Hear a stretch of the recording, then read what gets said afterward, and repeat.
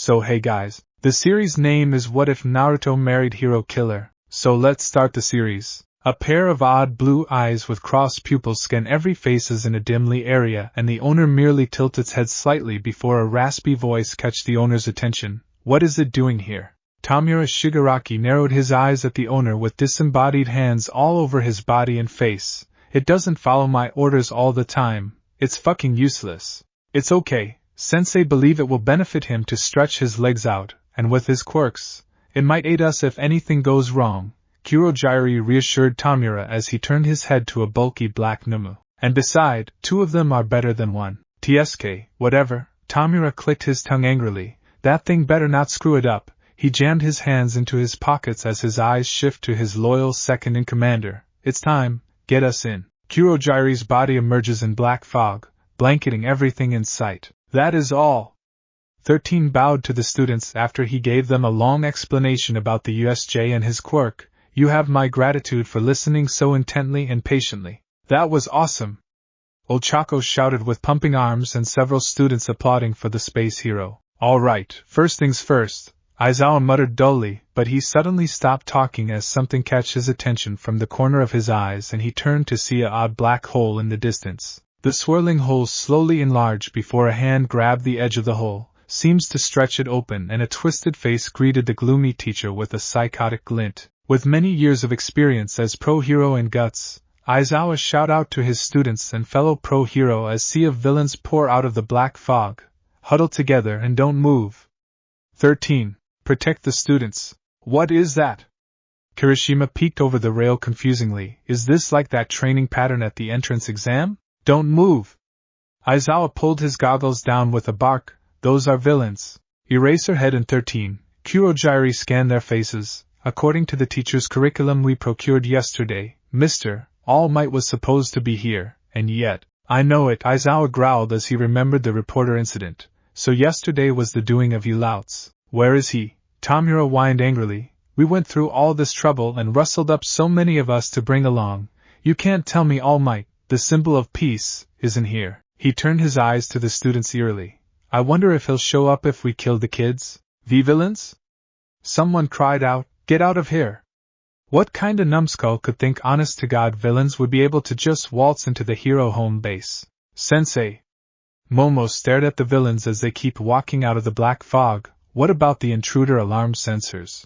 Of course we have some set up, but 13 frowned behind his helmet, and he can hear a student make some deduces. 13. Do the evacuation procedure. Aizawa called out, and try calling the school. These villains know how to get around the sensors. There's a chance there's an electrowave-type guy who'll try interfering. He turned his eyes to one of his students. Kaminari, you too.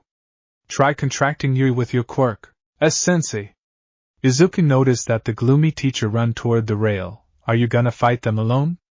Even if you suppress all of their quirks, there's so many of them. The battle style of Eraserhead is to catch villains after erasing their quirks, meaning, the main battle start now. A hero always has more than one trick up their sleeves. Aizawa cut him off. 13. I'm counting on you.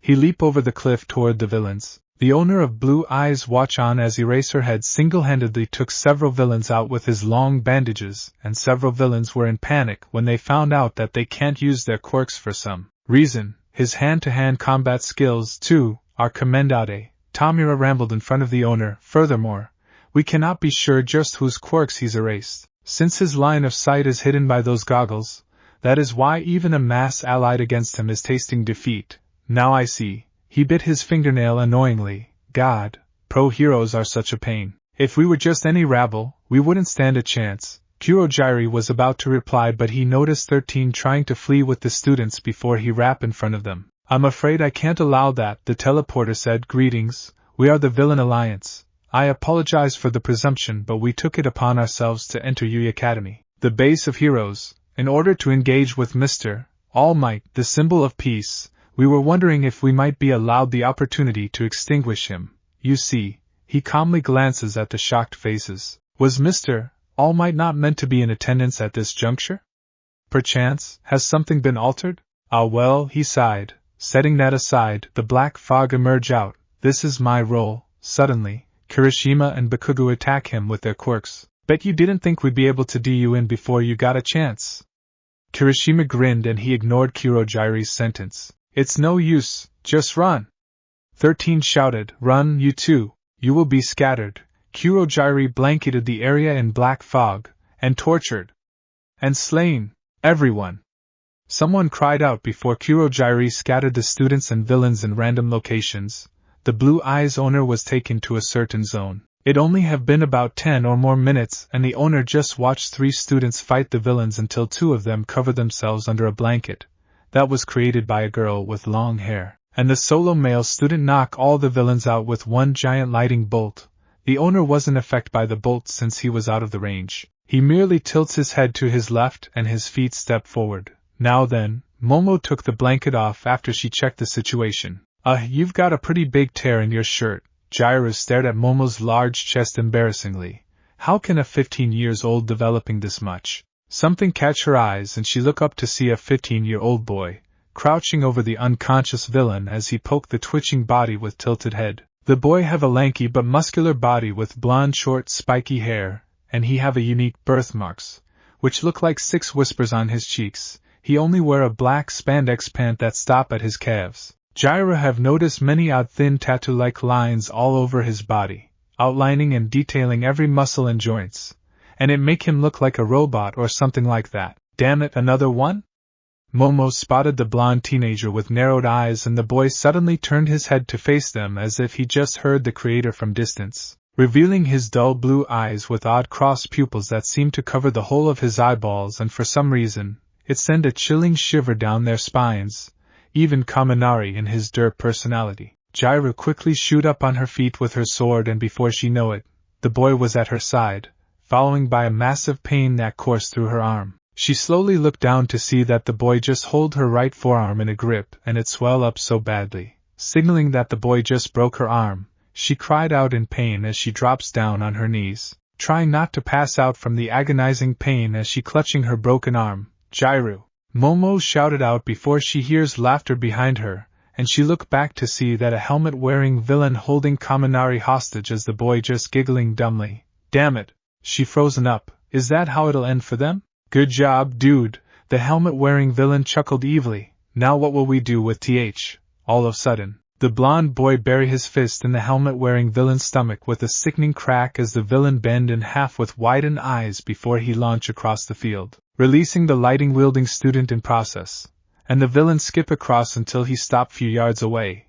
unmoving but still breathing. What the hell in world? Momo stared at the blonde boy with Jiro as the boy studying his fist with corking head as if he have never seen it before. Isn't he one of them? He's fucking psycho. Jiro grunted painfully, and she stiffened up as the boy looked at them again before something hit their heads, creating bad headaches. Why are humans so fragile? The creator held her head with a wince. Was that a quirk? Jiro shot daggers at the boy. Hey you! Is that your doing? The boy stared at her for a while before he opened his mouth with a pop as if he haven't used it for a long time. Yes, his voice sounded more robotically than their class president, but it was so emotionless. That is my doing, answer me that. Why are humans so fragile? He cast his eyes upon the unconscious villains before his eyes shift to his opening palms. They pass out after one hit from the lighting user, and when I touch this one's arm, he pointed at Jiro, this one also screams out loudly than these humans. Are humans this fragile? T-touch? Jiro spat out. Why you crazy bastard. You fucking broke my arm, then you act like it's something new. And don't call me this one, I have a name. Jiro, calm down. Momo warned her teammate she don't want her to escalating her pain. I am fucking calm. The ear-jacking girl hissed angrily. This psycho act like he's not a human. Jiro, is that your name? The boy suddenly appears in front of their faces, startling them in process, and everything happened in a blur. Momo tried to create a weapon out of her body, but the boy jammed his hand into the ground before he tear it out, fling the earth up like a pebble, and it knocked Momo back few foot away from them. Jiro, why are humans so fragile? He asked again, his eyes stare eerily at the shocked girl. The fuck should I tell you that? Jiro held her injured arm to her chest with a shiver. Why you broke my arm, then you keep demanding me for a stupid question after that. Are you fucking insane? The boy just stared at her for a while before he glanced at her broken arm and he looked back to her. Are you refusing to answer me because I broke it? The boy asked as she kept glaring at him, trying to be brave in front of creepy insane person, and he grabs her broken arm again. Gyro! Momo raced toward them as another sickening crack can be heard out again, and Gyro jerked her arm away from the boy with tightened eyes, bracing herself for any pain, but nothing come. Gyro's eyes snapped widened and she looked down at her injured arm.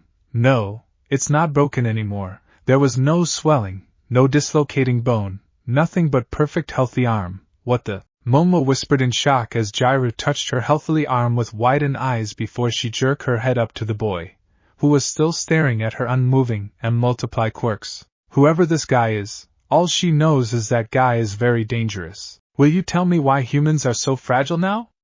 The boy asked again like a broken record. What the hell are you?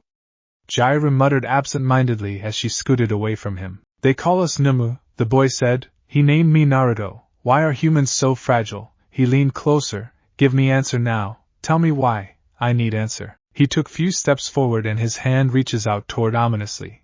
Why are humans so fragile? Not everyone are fragile. Momo stepped back with Gyro as she shielded the dumb lighting user. This guy keeps skipping around giggling like a derp person because of this damn quirk. It's true that there are some people weaker than us, but there are people stronger, and we're not fragile. She doesn't know why she answered his question in this situation. I do not understand. Naruto halted in his track with tilted head as he stares at them blankly. Humans are fragile but they are not? His hand dropped down. Why? Just because. Gyro snarled. What the hell is wrong with this guy? There are things that we don't understand but that are just how it is. After all, you and I are human. We're all humans, you psycho. Me human? Naruto turned his eyes to her. That is incorrect. I am Nemu. I am. The exploding sound cut him off and he turned to the source to see a muscular figure step through the front gate in the distance. Have no fear, for I have come. All Might announced with angry expression. All Might. Momo smiled at the announcement. The symbol of peace's voice can be heard all over the USJ. He's here. Gyro grinned widely before she turns to Naruto with a smirk. Now you're so done. Naruto stared at the top hero as he swiftly took the rest of villains out before the hero pulled the rest of students away from the bulky Numu. Who is he? The girls can't help but to trip over at his question. How can you not know who he is?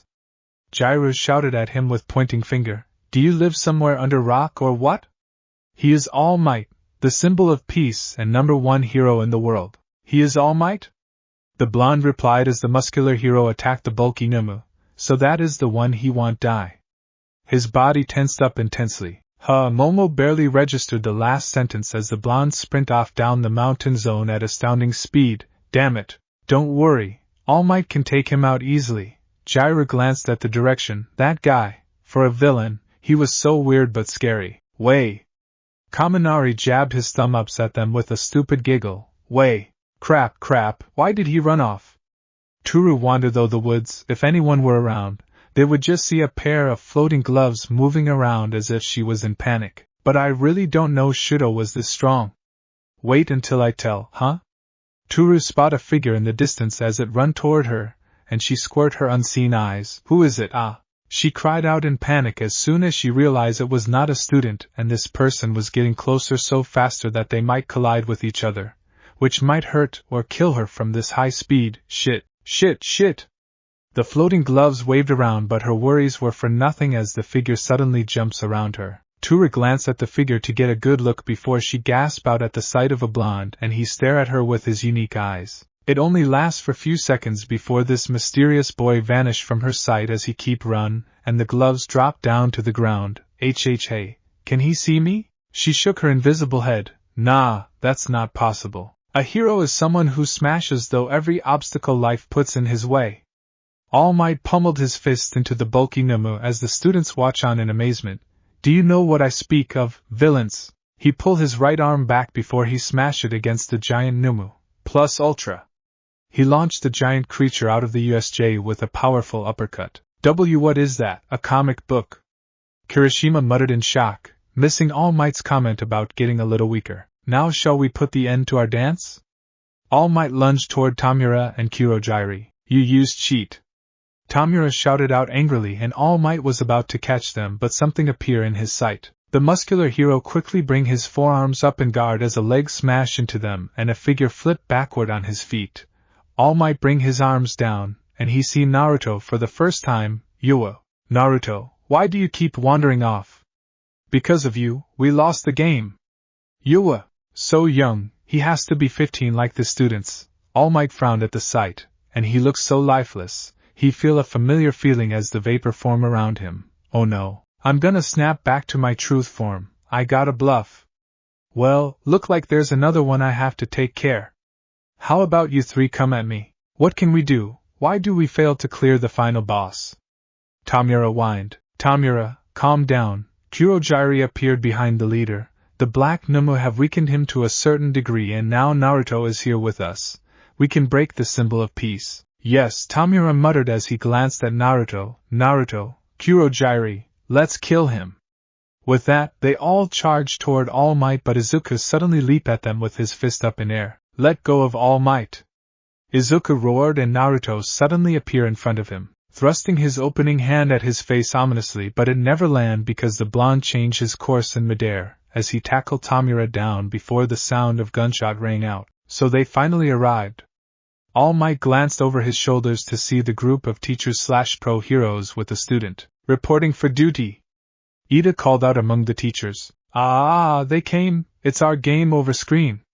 Tamura roared angrily, "Game over!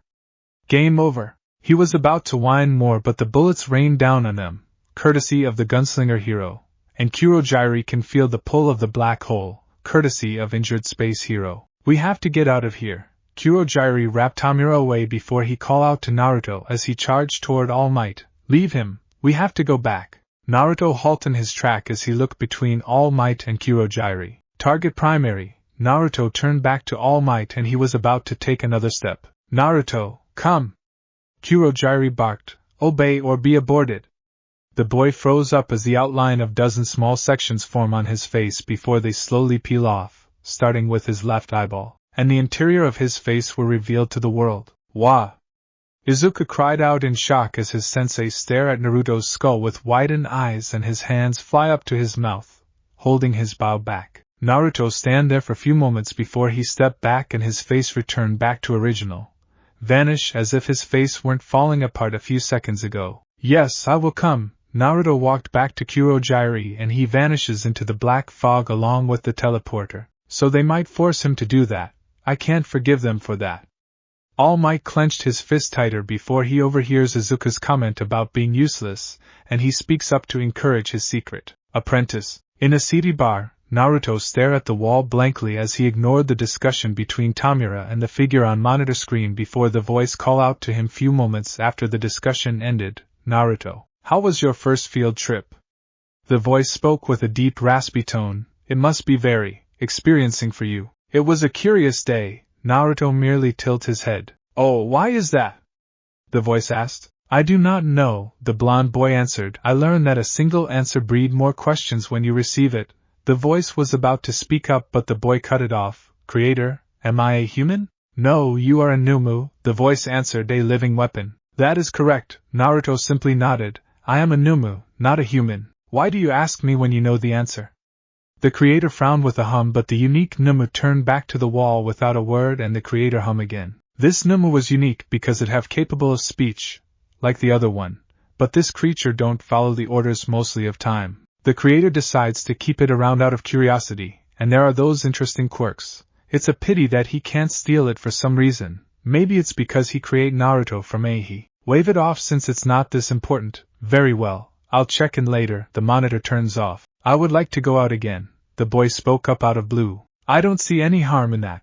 Kurojirai wiped the glasses as if he didn't invade the Yi school a few moments ago. But not right now since the police and heroes are looking for us at the moment. He set the glasses down. Why do you want to go out again? Any reason?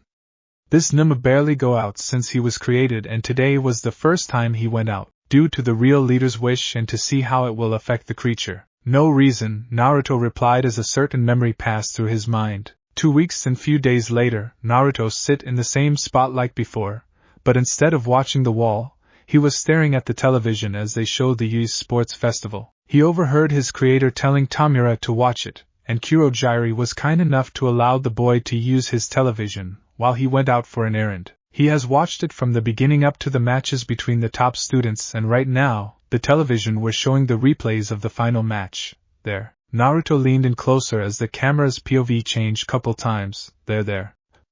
The boy's head rotated to face Tamura as the ringleader walked up to his stool chair annoyingly before he checks the television. You're still watching that for days. Turn it off. No, Naruto turned back to the television. There what? Tamura's eyes narrowed at the boy's back, but the chanting creature just ignored him, increasing his annoyance, and the villain was about to say something, but the black fog emerged from nowhere before two figures appear into CD bar. I see, the new voice drawled out as the figure stepped out, and his tongue snaked out to lick the side of his cheek, revealing to be Stain the hero killer. His eyes slowly drift over the three individuals as Kurojairi returned to his post behind the bar. So it was you bastards who raided Yui. And you wanna add me to your little gang, too? Yep, if you would. Tamura leaned on the bar with his elbow arrogantly. You're the great senpai of us criminal filth. What is your goal?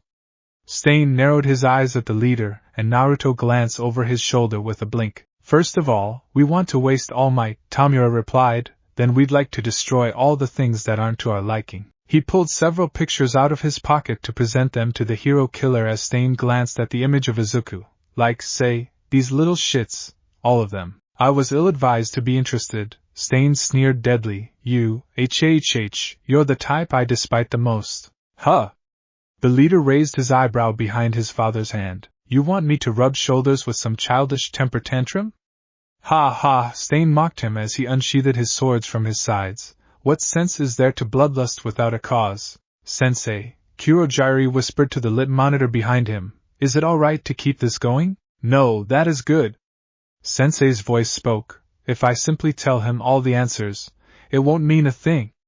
To make he himself think over his shortcomings. In so doing to stimulate his growth. That's what education is all about. Meanwhile, in a different location far away from the CD bar, Jairu don't expect that two of her classmates would choose the same office for workplace, and it was much unexpected because it happens to be one of the offices that's specializing in combat. She chose this place because of USJ incident with this crazy bastard. She realized that she need to work on her strength and get some experience in combat, but what was the worst of all is, her hands clenched into fists. That guy just humiliated her. The way he talk and act toward her, she know the bastard can easily take her out from seeing his speed and strength up close, and yet he didn't. It makes her feel so powerless and useless, as if she was just an insect to him, and she hate this feeling. Why the long face, Jairu-chan? A cheerful voice snaps Jairu out of her thought, and the rock lover blinks her eyes rapidly at the floating clothes. It's nothing, Toru. Jairu waved it off coldly. You sure? Toru asked. Because you look way broody than Fumikage. Excuse me? The said boy turned his crow-like head to them, leaning against the wall with crossed arms. It turned out they were waiting in the dojo-like room. Yes, I'm sure. Jairu rubbed her right forearm with a grumble. She have checked it out with the doctor, and to her confusion, the doctor informed her that her bone looked like it never have been broken the whole time. Her small action was noticed by the shadow controller. Thinking about this Naruto guy? Fumikage glanced at her. He hear about her run-in with the said person in the mountain zone, and several students mentioned that they saw him trying to take All Might on. Tura looked between them. Oh, maybe, but I don't want to talk about it. Jairu scowled. It make me really pissed off. When I get my hands on him, I'm gonna. She cursed under her breath as she make various death threats quietly, and Toru slowly back away from her with a shiver. SS so scary. The invisible girl's sweat dropped. Her male classmate just shrugs it off. Haha, you three are so early. A booming voice laughed as the students looked up to see two men walk into the dojo, and the laughing bald man shouldered his giant shunai. He stands at 6 foot tall, and his muscular body was covered with countless tattoos and scars. Even they were all over his face, used these days, so eager for everything.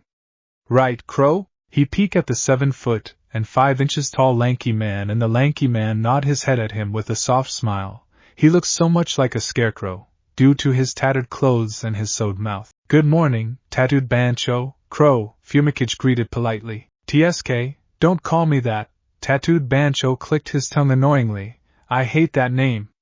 I can't forgive this damn reporter for naming me that. Fucking reporter. Because of this bitch, everyone stuck this fucking name on me. Fuck them. I never asked for that or approved that. Fuck.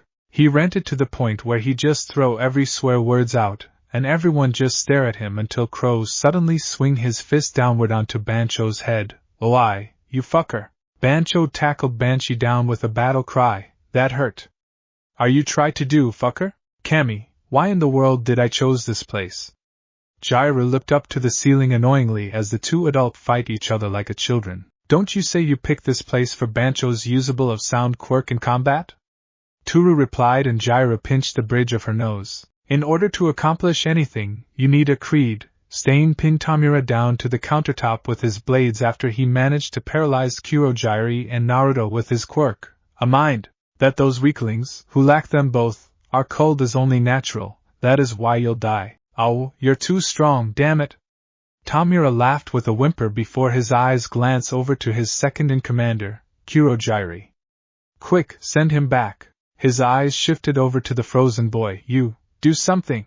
Our body, it won't move. Kurojairi struggled to move himself as Naruto just stared at the hero killer. His grasping hand froze in the air as if he was trying to grab something. This must be the work of the hero killer's quirk. The word hero has lost all meaning. Stain preached, in this society overrun by fakes, even criminals who are just aimlessly scattering around their power become target to purges. Ha! The blades slowly leaned in closer toward the dismembered hand on Tamura's face, and the leader's eyes widened. Just wait a sec. Tamura suddenly grabbed the blade's edge with his hand as he growled deadly. This palm. You can't. The blade crumbled under his hand. I'll kill you. His warning received a reaction from Stain. You're awfully talkative. A conviction? A creed? I ain't got anything so dramatic, though if I were forced to say, it's all might. A psychotic grin formed under his father's hand with glee. I want to crush the society where that trash is set up so high and mighty to the goddamn ground. That's what I've been thinking. He swung his arm forward, but Stain dodged it with a backward jump and he was about to lunge. So that's what you're about. Stain spoke as Tamura stared at him out of curiosity. It seems our goals lie at polar opposites. But destroying today's society is one point we have in common. Are you fucking kidding me?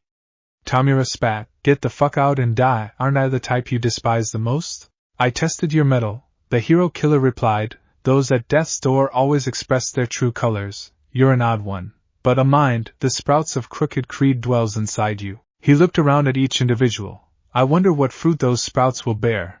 I might save disposing of you for after I've ascertained you with my own eyes. It probably won't be too late. Dispose of us, Tamura scoffed. I hate the idea of having such a nut job around as a party member. Shigaraki Tamura. If we add him to our ranks, then our battle power will magnify. Kurojairi said sternly as he flexed his arms. The negotiations have come through. That order of business is settled. Stain said, now return me to Hosu. There's still something I've left to do there. One of the villains was about to speak up, but, what is creed? The hero killer's head turned sharply to Naruto at his usual spot as the boy stared at him blankly, and Stain narrowed his eyes at the blonde boy, ignoring the massive headache. Ah fuck. Tamura held the side of his head. I told you to not use this quirk, you fucking useless thing. What is creed you speak of? Naruto tilted his head at Stain as he ignored Tamura, which pissed the leader off. What is that?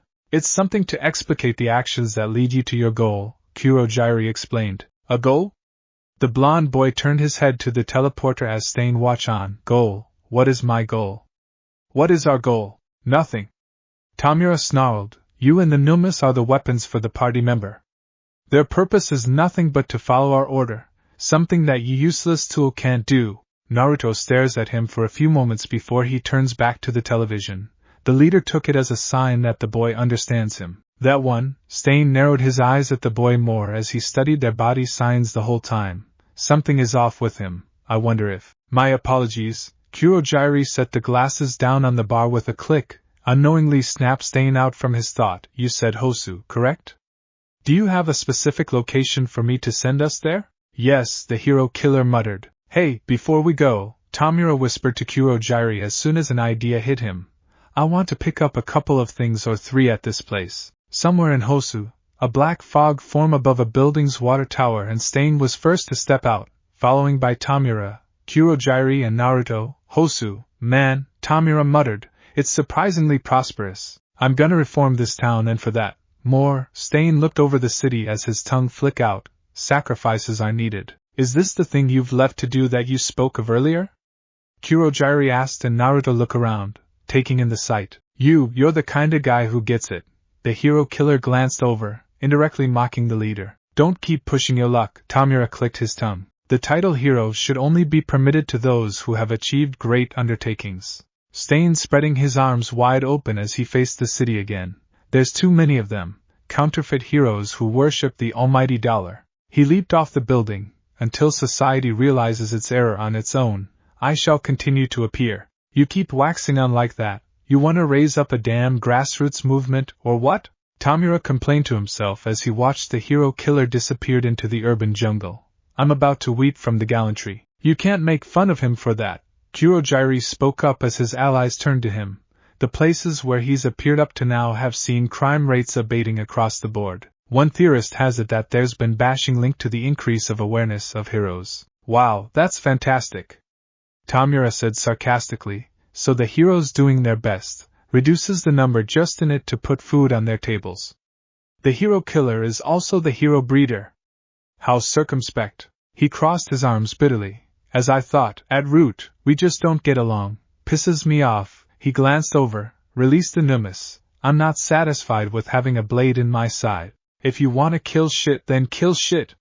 He laughed madly as Kurogiri summoned 3 new numbness. This is a completion of who can rampage the most. I'm gonna take your precious pride, your self-worth, your prestige, and crush them, great senpai. Tamura send the new numbness out into Hosu to create chaos before he turns to Naruto. Now you see? They follow my orders without any problem. That's how useful they are. I still don't understand why Sensei wants to keep you around. You're lucky that we can't destroy you because of your heel quirk. A butterfly. Naruto weren't paying attention to him. Due to a blue butterfly that fluttered near him and the boy follow it with his eyes before it land on his hand, he raised his hand up in front of his eyes. That's the first time he have seen a creature, and he stared at it for a while before Tamura kill it by grabbing his hand violently. Or listen to me when I speak. Tamura growled before he turns back to the skyline annoyingly. Fucking useless piece of shit. The blonde boy stares at the green smear on his hand with a tilted head before he look up to him. Why did you kill it? The blonde boy asked flatly. Huh? The leader scoffed at his question. It's just a fucking useless bug. There are no point for them to exist since they didn't do anything useful. They exist for nothing but to be killed. That is survival of the strongest. Weaklings is weeded out to die. He watched on as several pillars of smoke rise from the skyline and the blonde boy tilt his head again. His eyes dart over to the city with a blink. We interrupt the bulletin in progress with live footage. The reporter lady shouted in the helicopter on the television screen as it flew over Hosu. Sudden black smoke and sounds of destruction rising from the scene. Itsuka looked at the screen before she turns to Momo. Do you know anyone in Hosu? She knows there were some workplaces in the city, but she wasn't sure if she knows anyone going there. I know Ida and Todoroki are there, but I'm not worried about them since they have enough common sense to leave it to the pro, Momo said before something caught her eyes from the news and her eyes widened, causing Itsuka to glance back puzzlingly. What's that over there? The reporter asked as the camera zoomed into the water tower, showing 3 figures on top of the tower as they look over the city. Rubberneckers? Camping out way over there? I don't know. The cameraman's voice replied as the camera keeps zoom in to get a good look, and one of the figures suddenly turned his head toward the camera. His eerily eyes stare back. EK. The cameraman nearly dropped his camera as the figure tilted his head and the black mist man turned to him before it looked up to see them. That is bad. Momo said, worried for the reporter's safety. What's the matter? Itsuka asked confusingly. There are the villains that invaded the USJ a while ago. Momo replied and Itsuka quickly looked back at the television. Naruto have been watching the battle between Stain and these students from Yu Academy in the distance with one of his quirks before he hears something above him, and he looked back to see a helicopter with a cameraman and reporter inside. Ah, helicopter. Naruto tilted his head. Kurogiri glanced up to see the helicopter. Look like we have to get out of here before they report us to the nearby pro heroes. Whoa there, buddy!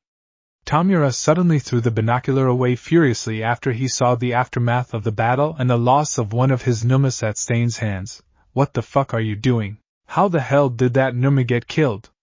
And what are those little shits doing there? I can't even find the words. Fucking goddamn. Why, he tugged his collar down furiously. Why won't it all just go as I want? He clenched his hands tightened as soon as he found out that the rest of his Numas have been incapacitated. Do I collect them? Naruto suddenly spoke up. No, let's go home, the leader growled angrily. Are these results to your satisfaction? Kurojiiri summoned his quirk, Shigaraki Tamura. Dumbass, Tamura grunted as the black fog covered them. That all depends on tomorrow. The next day, Tamura shredded the newspaper as he listens to the news and they all keep talking about the hero killer and the attacks. He's all over the news, the leader complained. And the Numas are always only mentioned second. Like they'd forget him now. In fact, we're the ones that are being treated like second bananas. He stormed out of the bar. So fucking annoying. Are you sure it's okay to leave him be, sensei? Kurojiiri polished the glasses with a sideway glance. Yes, like I said, he will learn few things from this result, and it will give him more motivate for the near future. Sensei's voice spoke from the monitor, and everything was quiet until the voice speaks again. Would you be kindly to wrap Naruto into this place? I have get my hands on a very interesting quirk that would be very useful for you guys. Oh? Kurojiiri hummed. Are you sure that you want to give it to him? I mean, once you grant it to him, you can't get it back because of... I know, Sensei replied. I don't mind it since I have no need for this interesting quirk. After all, I have some powerful quirks that will allow me to kill one for all off for good. Send him in. As you wish. Kurojiiri turned to Naruto, who have been unmoving for hours in his spot. As he create the black fog, Naruto, your creator have a upgrade for you, please step in. Yes, Naruto calmly stood up and he walked into the black hole before he vanishes from the sight as the teleporter turned back to his glasses. The first thing the blonde see is a cold metal table, and he take a quick glance around in a large warehouse, many crates surrounding him, and he spots some developing Numas and several large metal crate. Hello, Naruto, the said boy turns his head to see his creator in his suit, revealing his scarred eyeless face. How long have it been since your sensei tightened his tie upgrade? Were there any problem with it? 1 year ago, Naruto replied. No, the enhanced reflex quirk has been useful when I combine it with other quirks. Sensei nodded pleasingly. What about this quirk? Did it give you something new? Yes, the boy brings his right hand up before his fingernails expand out like a claw as the veins bulging out around his fingertips. It comes in 5 months ago and I discovered that it only work with right hand. Interesting. Sensei waved it off uninterestingly before he gestured at the table. Anyway, lie down and I'll upgrade you in a moment. Naruto obeyed him as he lied down, and his creator places his hand on the boy's chest. Creator, what kind of quirk am I getting? Naruto asked. You'll find out eventually. Sensei used his quirk and the boy blacked out. It was very common for the Numas to black out each time he grant a quirk. He pulls a note out, flicking it at the sleeping boy's side, and he uses his quirk to teleport out from the place. Everything was so quiet for several hours until a zippy footsteps can be heard in the distance, and a bizarre creature peek out behind the crate before it zip at the side of the boy. Behume! The creature poked the boy with its arm. Behume! Behume! Naruto slowly opened his eyes to see a 4-legged slug lizard white creature with clay-like human face and eyeless snakes for arms, many small tentacles on its back. The odd feature it has is 2 tentacle antennas were covered with some red polka dot socks. Are you awake? Who are you? Naruto merely blinked as if it was a normal sight. It's me, the creature smiled. You know me. You are a Numa, right? The boy said. Yeah, the creature nodded happily. I'm a Numa. The snake arm beat on its chest. Something is in us. The boy tilted his head slightly before the creature pointed at the metal crate. We're different from the other Numas. How should I say it? They're like empty shells. Its snake arm shift to the blonde. But you and I have a thing in us. I do not understand, Naruto replied. I am in me. The creature pointed at itself with a smile. I? The boy blinked. I do not know for what reason I was born, but I am me. The creature suddenly sang before it thrust the snake arm at him. Take it. I do not know? Naruto sang before he closed his mouth. Why do I need to say this? Ha! The creature laughed. That's it. That's proof that you've got it in you. Ha ha. Its snake arms enlarged out, beating on the floor with a roaring laughter as the boy watched on in confusion. I do not understand that, the boy spoke, and the creature halted its laughter to stare at the boy's stone face. You and I have something inside us, the creature repeated, something that make us alive. Like the living beings, humans. Alive? Naruto said flatly, but we are living weapons, a tool for the creator and his allies. No, we are not weapons or tools. The creature waved its arms wildly. You and I are different from them. Its point at the crate again. We can think, we can speak, we have it in us, we can feel it. Feel it? The boy blinked. Yes, yes. The creature nodded furiously. It make us question things. Have you ever asked some questions that make you think more? Yes, Naruto nodded. But what is something? Why cannot you tell me? Because I can't. The creature crossed its arms with a shaking head. It is something that you have to ask someone who know the answers. All you have to do is ask the right one. Do I ask the creator? The boy asked. No. The creature shook its head. Tamura Kurojairi? No, no. The creature shook its head again. You can't ask the bad people. They'll give you wrong answers. Wrong answers? Naruto asked confusingly. But they are correct about everything. Yes, they are, the creature hummed in deep thought. But it's because they are bad guys, and to them, their answers are right, but. Do you think it's right? It bumped the arm against its chest. What did it tell you inside? Have you ever asked someone different to hear their answer? Someone like good people or pro-heroes? Have you? Yes, the boy replied, one time. And what did you think of this person's answer? The creature asked. I do not know, Naruto muttered. It breeded more questions and I want to ask more, but then go find this person and ask them. The creature cut him off excitingly as it banged the table with its arms. You will finally find the answer to everything. Like what is inside us. Why does it have to be me? The boy asked the creature, why not you? It has to be you. The creature looked down. Because you are the special one. You're different from me in a way. Because you were born from. It pauses in mid-sentence as it notices a paper on the table. What's that? Ah, it is from the creator. Naruto picked it up to read the paper. It says I need to train with the new quirk. The creature looked at the boy. Could I say something more to help him or? He was going to tell him the origin of his birth, but it decides to hold the info back, due to its gut feeling. Oh, where is my manner? The creature gasped as it catches the boy's attention. Do you have a name? Naruto, the boy answered, and you are? I do not have one. The creature wailed with gaped expression as if it just forgets its name. Hey, will you give me one? Naruto stared at him for a while and he looked around until he see different logos on the crates. Saladudan, the boy named the creature. As Saladudan? The creature dropped its jaw in shock as its body shakes. And my name is Saladudan? Do you not like it? Naruto asked with blank expression as if he didn't say anything wrong. No, I love it. The creature hopped around exactingly as it starts to singing. My name is Sayo Walad Yudun. I am Saladudan. My name.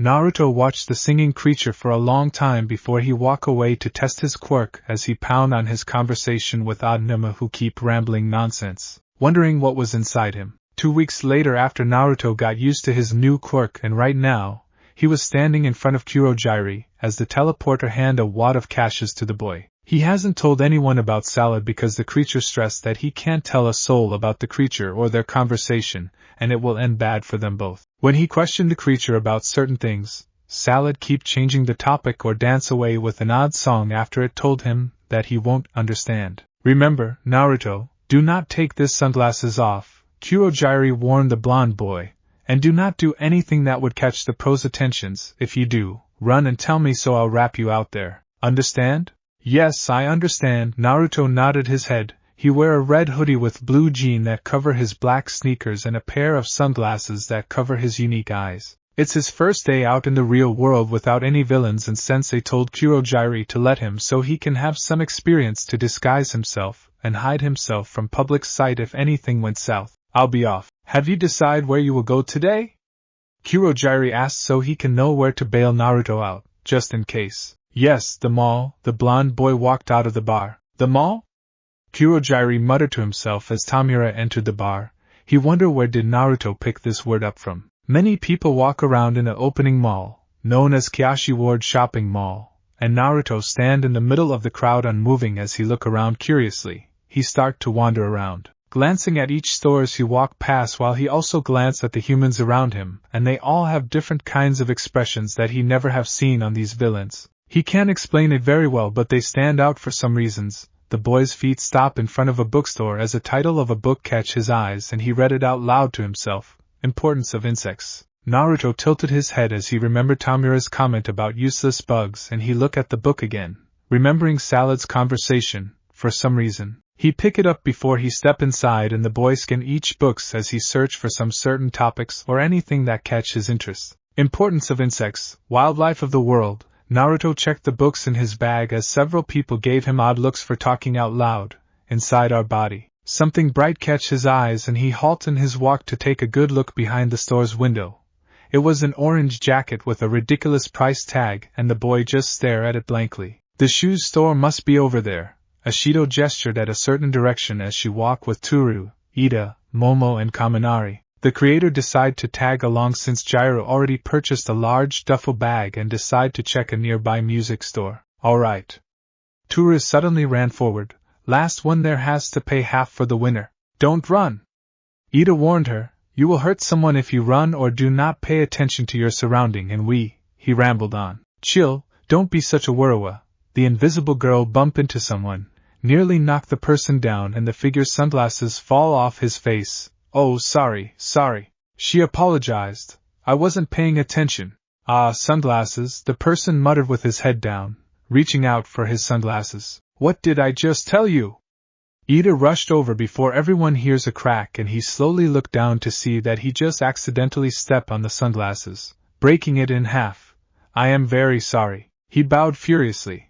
Let me pay you for the new one. It is fine, I have no need for it. The figure lifts his head up and Momo's eyes widened at the familiar face of Naruto as his unique eyes stare at Ida and Toru. Have we met before? Toru tilted her invisible head with finger on her cheek. You look familiar. Get back! Momo hissed under her breath as she pulled them back while Kaminari and Ashido looked between them confusingly. He's one of the guys that attacked us at USJ. What? Ida turned to the blonde boy as he pushed his glasses up. He's a villain? He quickly looked around at his surrounding in horror as the students get on guard without letting the bystanders know to prevent a chaotic scene. Does that mean they're gonna attack them all with these innocent people this time? He chopped the air in front of him, pointing at the blonde boy. What are your nefarious plans? Naruto glanced down at his right side and everyone followed his gaze down to a shopping bag in his hands, which they can see some books. Before he looked back up, there is no mission. I am here to shopping. What? Momo uttered and her classmates blink at him. They don't know how to react to the news or ever heard of a villain shopping in an opening place, where pro-heroes can arrest the criminals. I am here to shopping, the blonde boy repeated to her, mistaking it as a question. I remember you. You were with Gyru. He looked around. Where is Gyru? Is she here? I want to see her. His last sentence caused the students to stiffen up with suspicion expression. No, why? Momo lied with gritted teeth. I do not know, Naruto replied flatly with tilted head. I want to ask her questions. I want to know the answers. What kind of question? Toru asked nervously as the blonde boy turned to her before his eyes gazed at each student's, and he tilted his head. Do you have something inside you? My head. A random bystander yelped out as the crowd held onto their heads, complaining about sudden headaches, and the students looked at the blonde boy with bad headaches. As something? Toru winced at her headaches. Yes, Salad said we have it in us, Naruto said as the students stared at him in confusion. But Salad will not tell me what it is. He brings his hands up. Salad said we are different from Numus because they are empty shell and we have something inside us. Like humans. What are you talking about? Eden narrowed his eyes. I do not know. The blonde boy tilted his head. Salad and I are Numus, but Salad said we are same like humans. Numus? Momo blinked before she realized something. Naruto, are you saying you're a Numa? Like these things that attack Hosu and USJ? Yes, Naruto nodded. We are Numus, the living weapons who must obey him. Tamura? Ida muttered, trying to make a head out of this one. No, our creator, Naruto said eerily as it sent shivers down the student's spine. All for one. What are you Momo whispered before the loudspeaker cut her off. Due to the security reason, the mall is closing now and everyone will be escorted out by police for your safety. The voice spoke. We apologize for any inconvenience. Thank you for understanding. I will be going. The blonde boy spun around on his heels and he walked off into the crowd. Hey, wait! Ida attempted to stop the boy with the rest of his classmates, but it was too late as soon as they lose sight of him among the confusing crowd. Naruto stepped into the bar and he spot 3 new faces as they glanced at the door with different reactions. A schoolgirl skip up to him cheerily. Hiya, I'm Toga Himiko. Are you here to join Villain's Alliance because of Mr. Staney? The blonde boy just walks past her without uttering a word and he sit down in his usual spot, staring at the wall. It's rude not to answer her. A man in black and gray suit suddenly stands at his side with waving arms before he give him a thumb up. It's alright to not answer her, you must be pretty shy. TSK, another one, the stitch-littered teenager muttered. He's not here to join us because he is one of us from the beginning. Kurogiri cleaned the bar counter before he looked at the boy. Naruto, let me introduce you to the new recruits. He gestured at the teenager boy. That is Dabi. The one at your side is Twice and you already met Toga Himiko. He shifted his arm to the blonde boy. That is Naruto. Wait, you outrank me and you're so young. Twice gasped at the blonde boy. Damn you. Don't think about pushing me around. I'm looking forward to work with you, Senpai-sama. Ooh, he's so cute but he's totally not my type. Himiko giggled. I like my man tattered and bloody like Mr. Staney. Hey, what is he like in person? Tell me, again. Naruto just ignore her. Is he mute or what? Dabi muttered. Oh, Naruto. Kurogiri spoke up. How was the mall? Did you get something? It was interesting. Naruto replied with deadpan expression as he raised the bag up before he put it back on his lap. I bought 3 books that might give me some answers. He turned back to the wall again. Oh, so he speak, Dabi scoffed. Do he have something against us like Tamura? No, it's just how he is. Kurogiri served him a non-alcoholic drink. After all, he's a Numu. A what? Dabi corked his eyebrow. It will be explained in time. Kurogiri turned back to the shelves and the recruits glanced between him and the blonde boy. Wait, what? Jiren narrowed her eyes at her classmates after they leave the mall. The psycho was asking for me? Why yeah, Momo scratched her cheek nervously. It's good thing that you were not with us when it happened. Who would know what will go down between you two? Jiru, you need to be more careful from now on, Ida said worriedly. He knows your name and he seems to be after you for some reason. I bet the reason is he has a thing for her. Ashido joked, drawing a deadly glare from the music lover. Don't be fucking ridiculous. Jiru shot daggers at her with a deep scowl. The last thing I want is some fucking psycho stalker. I was just kidding, just kidding. The pink-skinned girl held her hands up with nervous laughter and Jiru stomped away as couple classmates can't help but to shaking their heads at Ashido. Don't be mad. I'm sorry. Several days later at night, several figures stand at the edge of a cliff, overlooking a forest. And one of them speak up with a raspy voice. It throbs, the cloaked figure hissed. Pulses. Let's hurry up and go. It's not yet time, the middle school student replied under his gas mask. Also, didn't I tell you, we don't have to overdo it? Yeah, quit trying to act like the boss. The third figure turned his head, revealing to be Dabi. We're only sending up a warning flare this time. These heroes, riddled with holes, will fall to the earth. He smiled wickedly, all for the sake of a brighter future. But I totally hate this. Himiko fastened her gas mask. It's not cute at all. We had an underground designer make these for us. The gas masker replied, regardless of how they look, they will serve their purpose and function properly. This is me caring. Himiko snarled. They're still so not cute. Honestly, I couldn't care less about all that crap. The giant figure hissed angrily with flexing hand. Just let me at him already.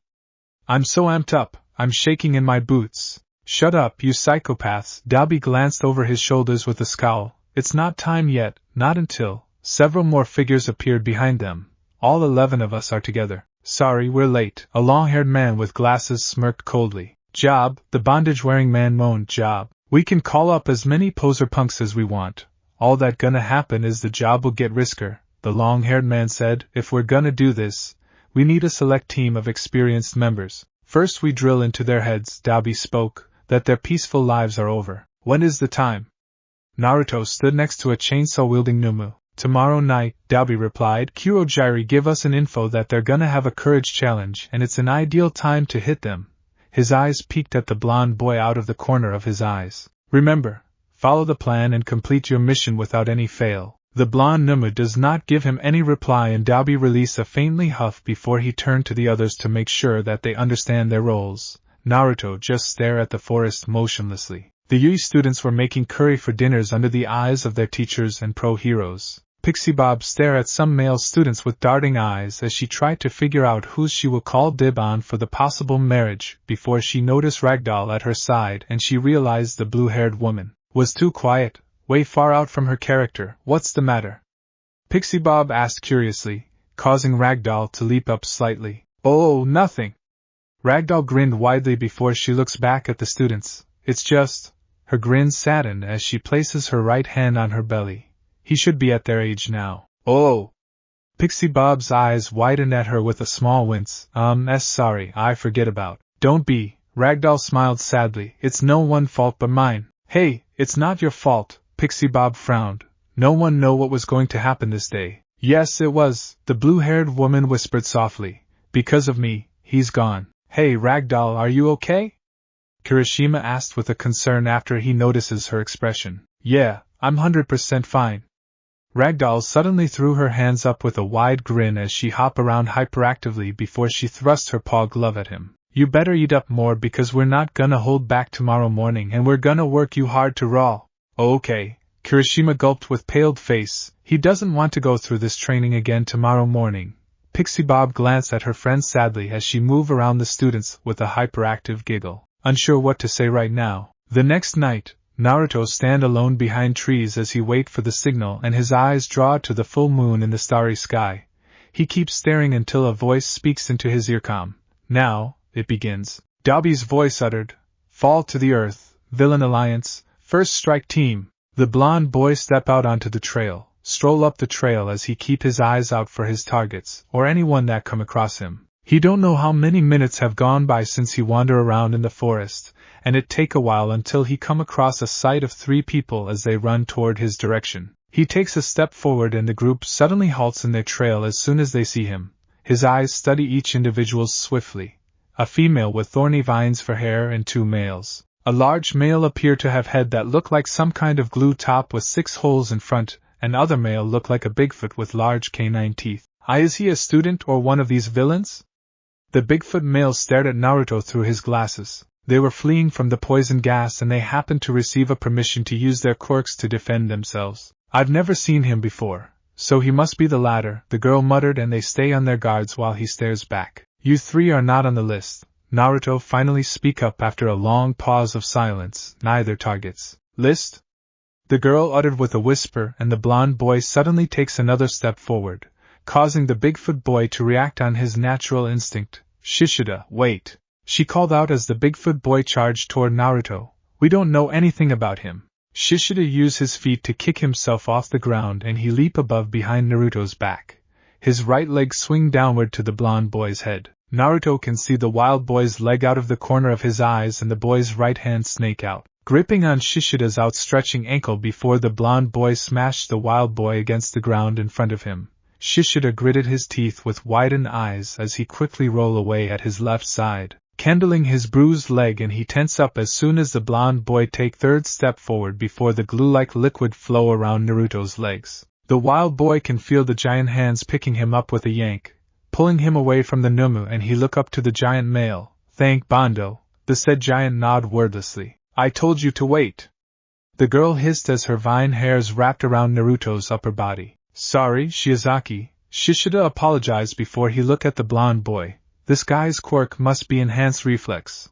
Like mine, he rubbed his bruised leg as he winced from his sore back. Plus, his strength is no joke. Shiozaki opened her mouth, only to tense up as soon as she feel the tearing of her vines, and she sharply turned around with widened eyes as Naruto removed the vines from himself. How is that possible? She thought until she spot the expanding claw fingernails from his right hand, and she realized that he just cut through the vine ropes without her noticing.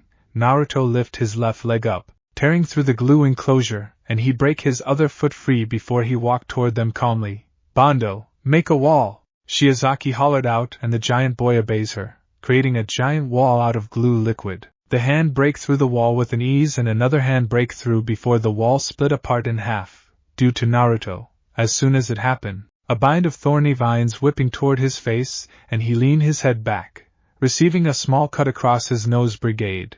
He quickly grabbed the vine whip with his left hand and he fixed his glance on Shiozaki. He was about to yank her toward him, but Shishida quickly bit the bind of vines to free his classmate as he ignored the taste of metallic iron in his mouth. The blonde boy dropped the vines down as the cut on his nose. Brigade fade away, something that surprised his opponents, and Bando charged toward the blonde boy to buy his classmates some time. The giant attempt to grab him with his large arms, but Naruto ducked under the swing at last minute, stepping closer to Bando's chest, and the blonde boy cork his right fist back before he struck the giant's left ribcage as it sent Bando flying across the field until his back hit the tree. The shattered shards fling away from the trunk and one of the shards cut across Shiozaki's right cheek deeply, drawing a blood. Bando! Shishida called out worriedly before he turns his eyes to Naruto with a deadly glare. He charged toward the boy with a roar, but Naruto suddenly appeared behind him with his elevated hand before the boy smashed it on the wild boy's back with a mighty chop, and Shishida screamed out in pain as he felt his spine snapping in half, forcing him to plop on the ground in agony. As Shishida, Bando, Shiozaki dropped down on her rear with a terrified tremble. This guy just took them out without a blink, and she finches the blonde. No, a monster turned his eyes to her, with a stride. Naruto looked over her with his chilling eyes and his right hand reached out toward her. She quickly closed her eyes with another shiver as she waited for her soon-to-be demise, but she feels something warm on her cheek and Shiozaki slowly peek out of her eyes to see Naruto's hand touching her cheek with a tender, "Wah." She stared at the boy's face before she noticed something. When did he cut his cheek?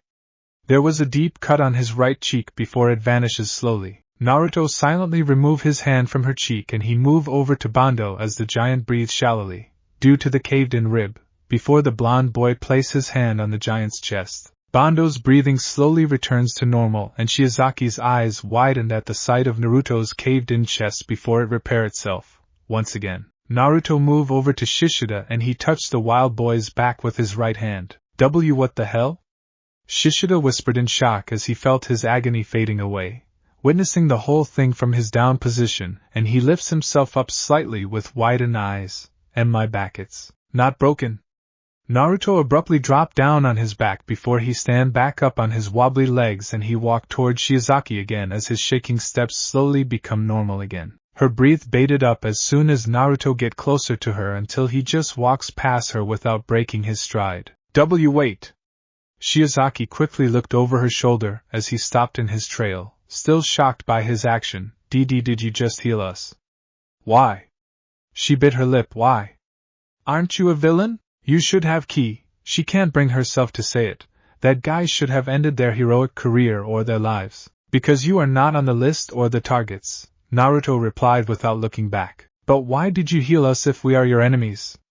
Shishida stared at his back with suspicion. I do not know, the blonde boy said before he walked again, ignoring the shouting voices. That guy, what in the world is he? Shiozaki muttered shakily and Shishida does not say anything to her. She was dying somewhere in the forest, and it don't look too good for Ragdoll. She tried to stop a certain villain from attacking the students, but this person was too strong for her. Ragdoll barely see through her eyes as she hold on to her stomach, trying to stop the bleeding, but it will end in vain because she knows she have lost so much blood. She shakily roll on her back to face the starry sky with shallow breaths and she have hard time seeing the stars with her blurry vision. Sorry, pussycat, Shiritoko Tomoko whispered softly. It look like that's it, for me. The corner of her mouth twitches upward slightly. At least, my baby won't be alone any longer. Her eyes slowly close before they snap open as soon as she hear a footstep getting closer to her. Her quirk should have give her something, but she have hard time with it because of her gravely wound. And a blurry figure stand above her. Target located. Are you a pro hero? A voice asked as its head tilted. I have some questions to ask you. Will you give me answers? Are you? Ragdoll breathed heavily with a wearily laughter. As serious? I'm dying, and you want to ask me some questions? Sorry, I'll love to. But with these wounds I can't, she hissed sharply as a hand pressed against her stomach. she gasped out as her wound closed up and there was so much blood flowing through her body. Tomoko attempted to take a good look at her savior, but she passed out from mental stress and exhaustion. Humans are so fragile. Naruto looked over Ragdoll's unconscious body as the deep gash on his stomach closed up and he tossed her over his shoulder. He was told to catch any pro heroes and bring them to the warehouse for his creator. The blonde boy starts to wander again for a while until he hears a voice above him. "Oh, I see you get someone." A masked fancy gentleman hopped down from the tree branch as he held onto his top hat. "And a pro hero at that one, bravo. Would you allow me to lighten your hostage?" "Yes, Mr. Compress," the blonde boy said, and Mr. Compress uses his quirk to compress Ragdoll into a marble, which was caught by Naruto. "You're gonna hold on to it?" Mr. Compress tipped his hat back with his cane as Naruto just nods slightly. "All right." He snapped his fingers as the blonde boy pocketed it in his hidden pocket within the spandex pant. "But remember, she'll be released if you happen to be out of my radius or within a certain time limit. He can easily compress everything into a marble as long as he wishes, but there are some limit when it comes to organism. Understand?" Naruto walked away from his ally. "Happy hunting!"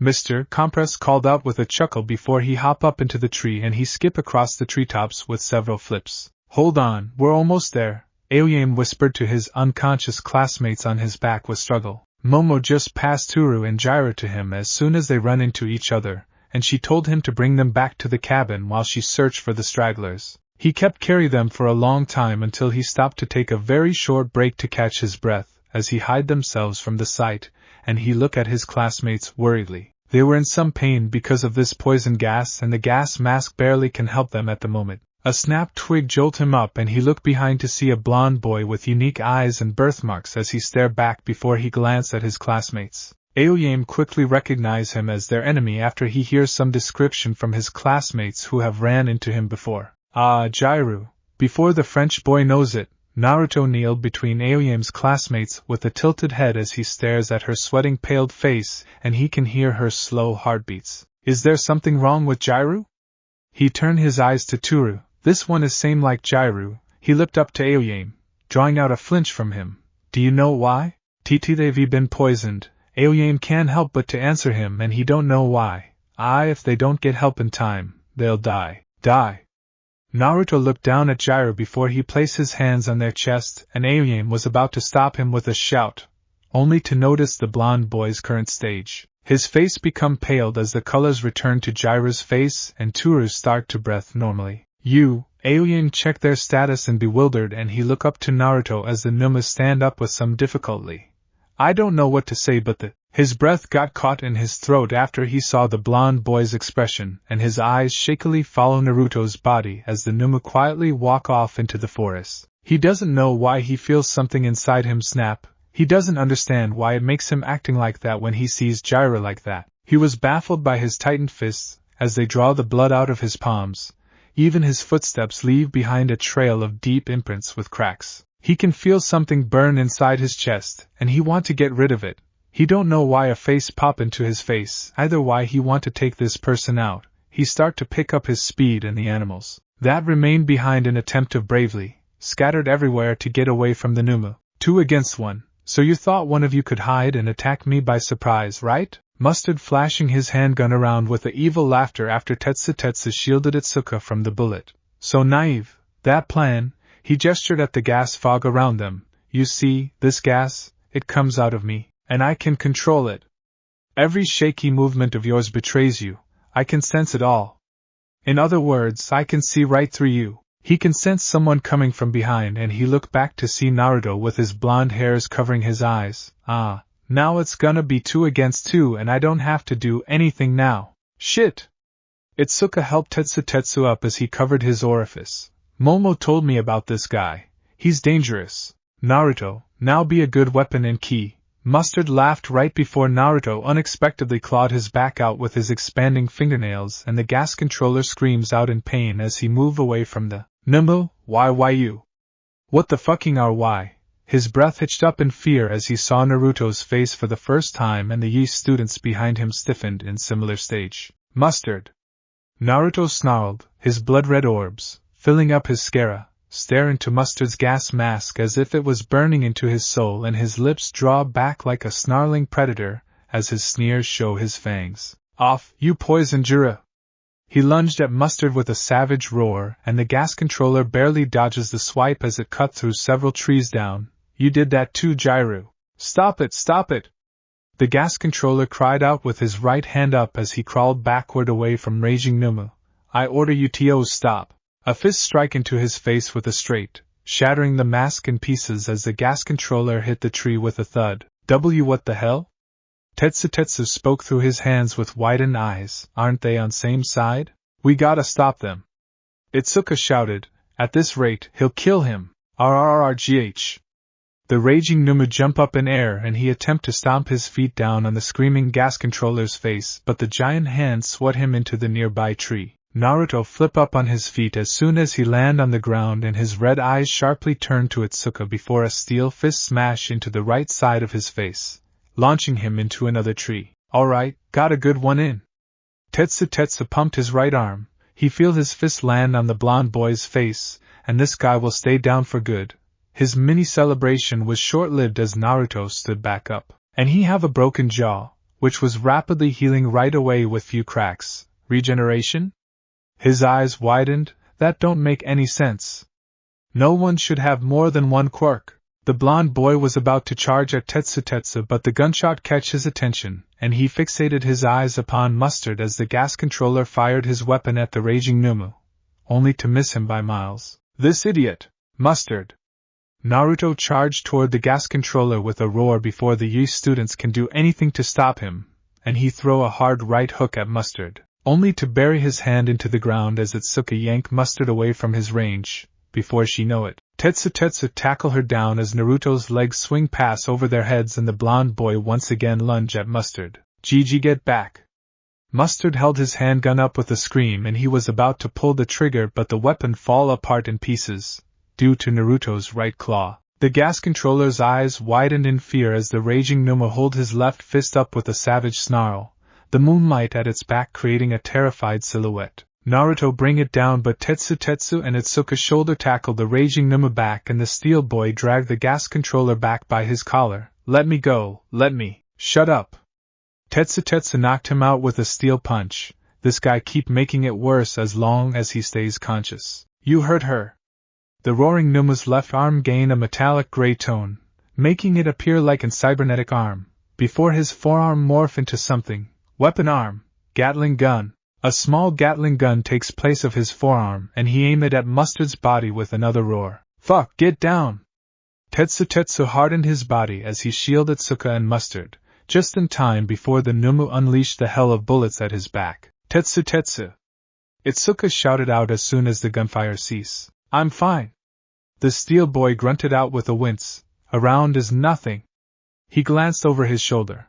But how can we take this guy out?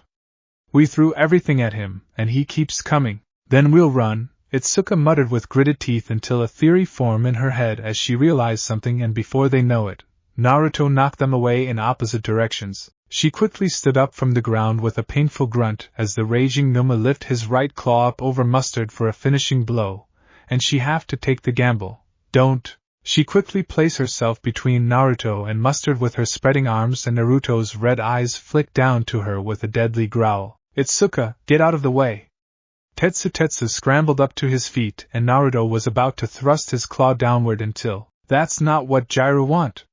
The claw stopped a few inches before the girl's eyes as the raging Numa froze up. What would Gyru think of that if she knows?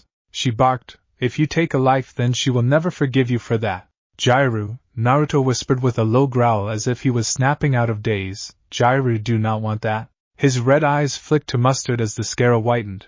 But he hurt her, his quirk poisoned her, the Scara start to bleeding red again. Mustard must pay. Yes, he will pay for everything after we turn him in to the police.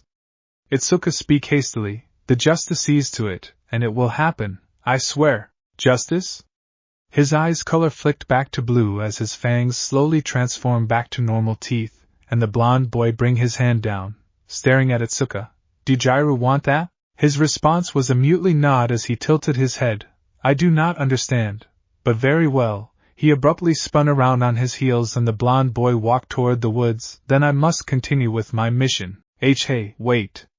Tetsu quickly tried to stop the blonde boy. You're also a criminal and we'll have to take you in. Weapon arm, flamethrower, Naruto said calmly as his left arm take a form of flamethrower, and he sprayed the fire between him and the Yi students, producing a wall of fire to keep them at bay. The steel boy quickly breaks through the fires with his quirk, but he doesn't see the blonde boy anywhere in his sight. Damn it! The steel boy muttered before he returned to his classmate. I lost him. I really don't get him at all. They are on same side and yet. I think I do understand, Itsuka replied in deep thought. I heard a bit about him from Momo, a student from Class 1A, and after seeing his action and reaction. Wait, isn't Jairu from Class 1A too? Tetsu cut her off. Does that mean he's obsessing with her or something? Well, that's one of few possibilities, Itsuka said. There is one strong possibility that I think, but I'm not sure because he's a Numu. The steel boy blinked confusingly since he never heard of Numu before. I think in some kind of twisted way, he fall for Jairu. As planned, you have 5 minutes to rendezvous at the collection points, Mr. Compress spoke through the earpiece as Naruto wordlessly walked into a clearing and he quietly stand all by himself. After a while, a black fog formed in front of him before Kurojairi step out, and the teleporter glanced at the blonde boy. Ah, you're on time, Kurojairi spoke. Have you catch any pro heroes for sensei? One, Naruto replied. Oh? The teleporter hummed lightly. Well, I guess that is not bad since it's very difficult to catch more than one pro heroes. He glanced at the boy. I'll send you to the warehouse first before I collect the rest of our comrades. Sensei won't appear at the warehouse until tomorrow morning, so your mission is to watch after our guest. Understand? The blonde boy stepped through the black hole before he vanishes and Kurojairi wrap himself to the second collection point. Salad wander around the warehouse with a cheerful hum, and the creature check each Numu in the crates to see if there was any like Salad and Naruto, only to be disappointed when it find nothing. Nobody have it in them. Salad sighed before it hears a soft footstep, and the creature peek out from its hiding place to see Naruto with some woman in his arms. Ah, Naruto. Salad ran over to the boy cheerfully before it looks down at the woman. Who is she? She is a pro hero. Naruto placed Ragdoll on the table. I found her, and she said she will answer my questions. Saladudan released a shocked gasp before it slamming its arms on the floor, repeating with excitation, really, she will? Wake her up. Wake her up. She will not wake up for a while because she went through a mental stress due to heavy wound, the boy said with blank expression before he looks at her. But I can ask her the questions without waking her up. How? Salad asked. I will go into her mindscape, Naruto answered. Time flowed different here and in there. He placed his hand on Tomoko's forehead before he closed his eyes, and he don't notice a smile on Salad's face behind him. Everything is going very well and it can't wait to see the result. After all, there is a greater purpose for this boy. Tomoko find herself in a sunny field and she look around confusingly, noticing there was no cloud in sight, and there was a barren field nearly. She flinched at the sight of empty crib within the barren field, and she hear a voice behind her. Are you ready to answer to my questions? She turned around to see a blonde boy. WW, who are you? Tomoko asked with widened eyes as she notices some certain features of the boy before she look around. Is that a dream? No, we are in your mindscape and my name is Naruto. Naruto replied as a chair materialized in front of him before he sits down backward with his arms on the headrest. I want to ask you questions. Why yes? Tomoko can't help but to say it since she don't know what's going on. Wait, did you said your name is? What are humans? For what reason were we born? Naruto opened his mouth, cutting her off. Humans, animals, insects, numus, what is our purpose in this world? What do I have inside me? Yeah? Tomoko stared at him with gaped expression. What are humans? For what reason were we born? Humans, animals, insects, numus, what is our purpose in this world? What do I have inside me? Tomoko's mind reels back from Naruto's questions as they stare at each other. Tomoko can see that he was very serious, and she wet her lips nervously. Oh, wow, she coughed. These are very big and there are a few pretty heavy questions. I don't know where to start with. Tomoko took a deep breath. Well, I don't know how to explain. I honestly don't know what we all are born for because everybody have different answers to that one. Some will say that we are a part of something greater plan. Other will say that we are here to live our life to fullest, and other things. And what is your answer to this question? Naruto tilted his head. I think the reason why I am here is because I can help the others with my quirk like a hero. Tomoko scratched her cheek unsurely. That's all I can come up with right now. She looked at him. Hey, why did you involve Numus in your question? I mean there, because I am a Numu, the boy replied. I was created by my creator to be a living weapon. Wait, you're a Numa? She blinked confusingly. But you don't have exposed brain like others, and how can you speak when the other don't? She knows about Numus, due to her job. That I do not know, Naruto just answered. Salad told me we are different from them because we have something in us, and they are empty shells. Salad? Tomoko raised her eyebrow, and she was about to say something but the boy cut her off. What is hero? The boy asked. Why do humans protect each other? Because it's the right thing, Tomoko answered. As a hero, we will do whatever to help the helpless people in any situation without asking for anything in return. The reason why I become a hero is because of All Might. He always does everything to protect everyone and take any enemies on, no matter how many there are, and he did it all with a smile. She lifts the corner of her mouth with her fingers, making a large smile. He once said that everybody can be a hero because there are no useless quirks, and it makes me so proud to have my own quirk. With Search, I can aid my fellow heroes to rescue anyone in certain situation and point out the weaknesses if we met a villain stronger than us. Why? Naruto said. I was told that it is the survival of stronger, and weaklings are weeded out because they are useless in this world. No, that is wrong. Tomoko shoot up on her feet. I don't know whoever told you about this world, but this person is wrong. No one in this world is weak or useless. That concept is wrong, and it should be ridded. No one is useless? The boy looked down before he glances back up. Even insects? Yes. Tomoko replied, wondering why he said that. They also have a purpose to exist in this world. That is correct, Naruto nodded. If it was not for the insects, the world will end because without them, there will be no plants or foods for the animals to survive, and without animals, humans will not survive. Yeah? She blinked confusingly. What she doesn't know is that he just got it from a book. If the concept is wrong, then why do villains exist? He asked. They are humans who attack each other. Does that contradict with your answer? No and yes, because they want to abuse their power for their sinister purpose. Tomoko frowned. I can admit that there are some evil humans in the world and they will do anything to get what they want. But that is why we, the heroes, exist, so we can fight them to protect the innocents and bring them to the justice. Same like her. Naruto blinked as he remembered Itsuka. I see. But you still don't answer my question. What is my purpose in this world? Tomoko blinked at him as he looked at his hands. I am a Numa, but for some reason, I ignore the orders from my creator and his allies. I was told that the Numas have a duty to listen to these orders because we are a living weapon. But he looked up to her. I think that is wrong. I was not born to do that. His hand clenched onto his chest. That is what it tell me. But I do not understand. In the books, I learned that every living things have an important role, but there is nothing about us. His body trembles. Again, what is my purpose? What am I needed for in this world? Why do I think of that? Why am I useless? Why cannot I follow the orders like other? What is wrong with me? You, Tomoko's eyes widened as she realized something. Naruto, that's something inside you. I think I know why you can't do what other Nimas do is because you're you. You are your own person and you can do whatever you want to do or to be. I do not understand. Naruto clutched his head.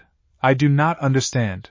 Of course, you don't because you're young. She suddenly hugged his head to her chest as he frozen up at the contact. It's okay to not able to understand anything because it's the adult's job to guide you along. Someday you will find your own answer and it will take a while. You don't have to rush it. She break them apart as she give him a beaming grin. So don't worry your head off and just smile. Naruto stared at her with widened eyes and she was about to say something but her vision went white all of a sudden. Ugh! Tomoko's eyes fluttered open and the first thing she saw was a face of a bizarre creature in her face. Hello, I am. Salad smiled widely, only to get punched in face from the screaming woman. What the hell are you? Tomoko screamed at the wailing creature as it held its face. Saladudan is a Nima like me. A familiar voice spoke and she turned around to see the boy from her dream. No, he said it was her mindscape. Naruto, did you get all answers you want? Saladudan appeared at his side with a smile as if it doesn't get hit by the woman a while ago. Yes and no, Naruto answered, but I am satisfied with the answers I received. That's great. Salad smiled happily and it was about to say something but they sensed a malevolent presence. He's here. The creature flees to hide itself. Who? Tomoko asked shakily as she tried to not throw up from the heavy atmosphere. How can this person have so much malevolent? My creator, the boy answered blankly. All for one, he comes here to take your quirk away. And my quirk? She gasped in horror, and no. What will happen to me if you will slip into a coma and become one of us? Naruto gestured at the metallic crate. That is how the Numas are born. And no, you have to do something.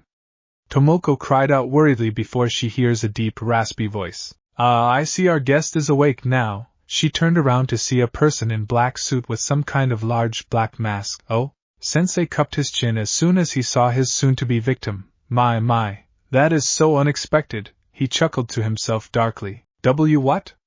Tomoko scowled angrily as she tried to get up, only to realize that she had been tied down to the table. Nothing, it's just fun that out of all pro heroes he bring you here, Sensei said as he emphasized on you. I wonder if he have introduced himself to you?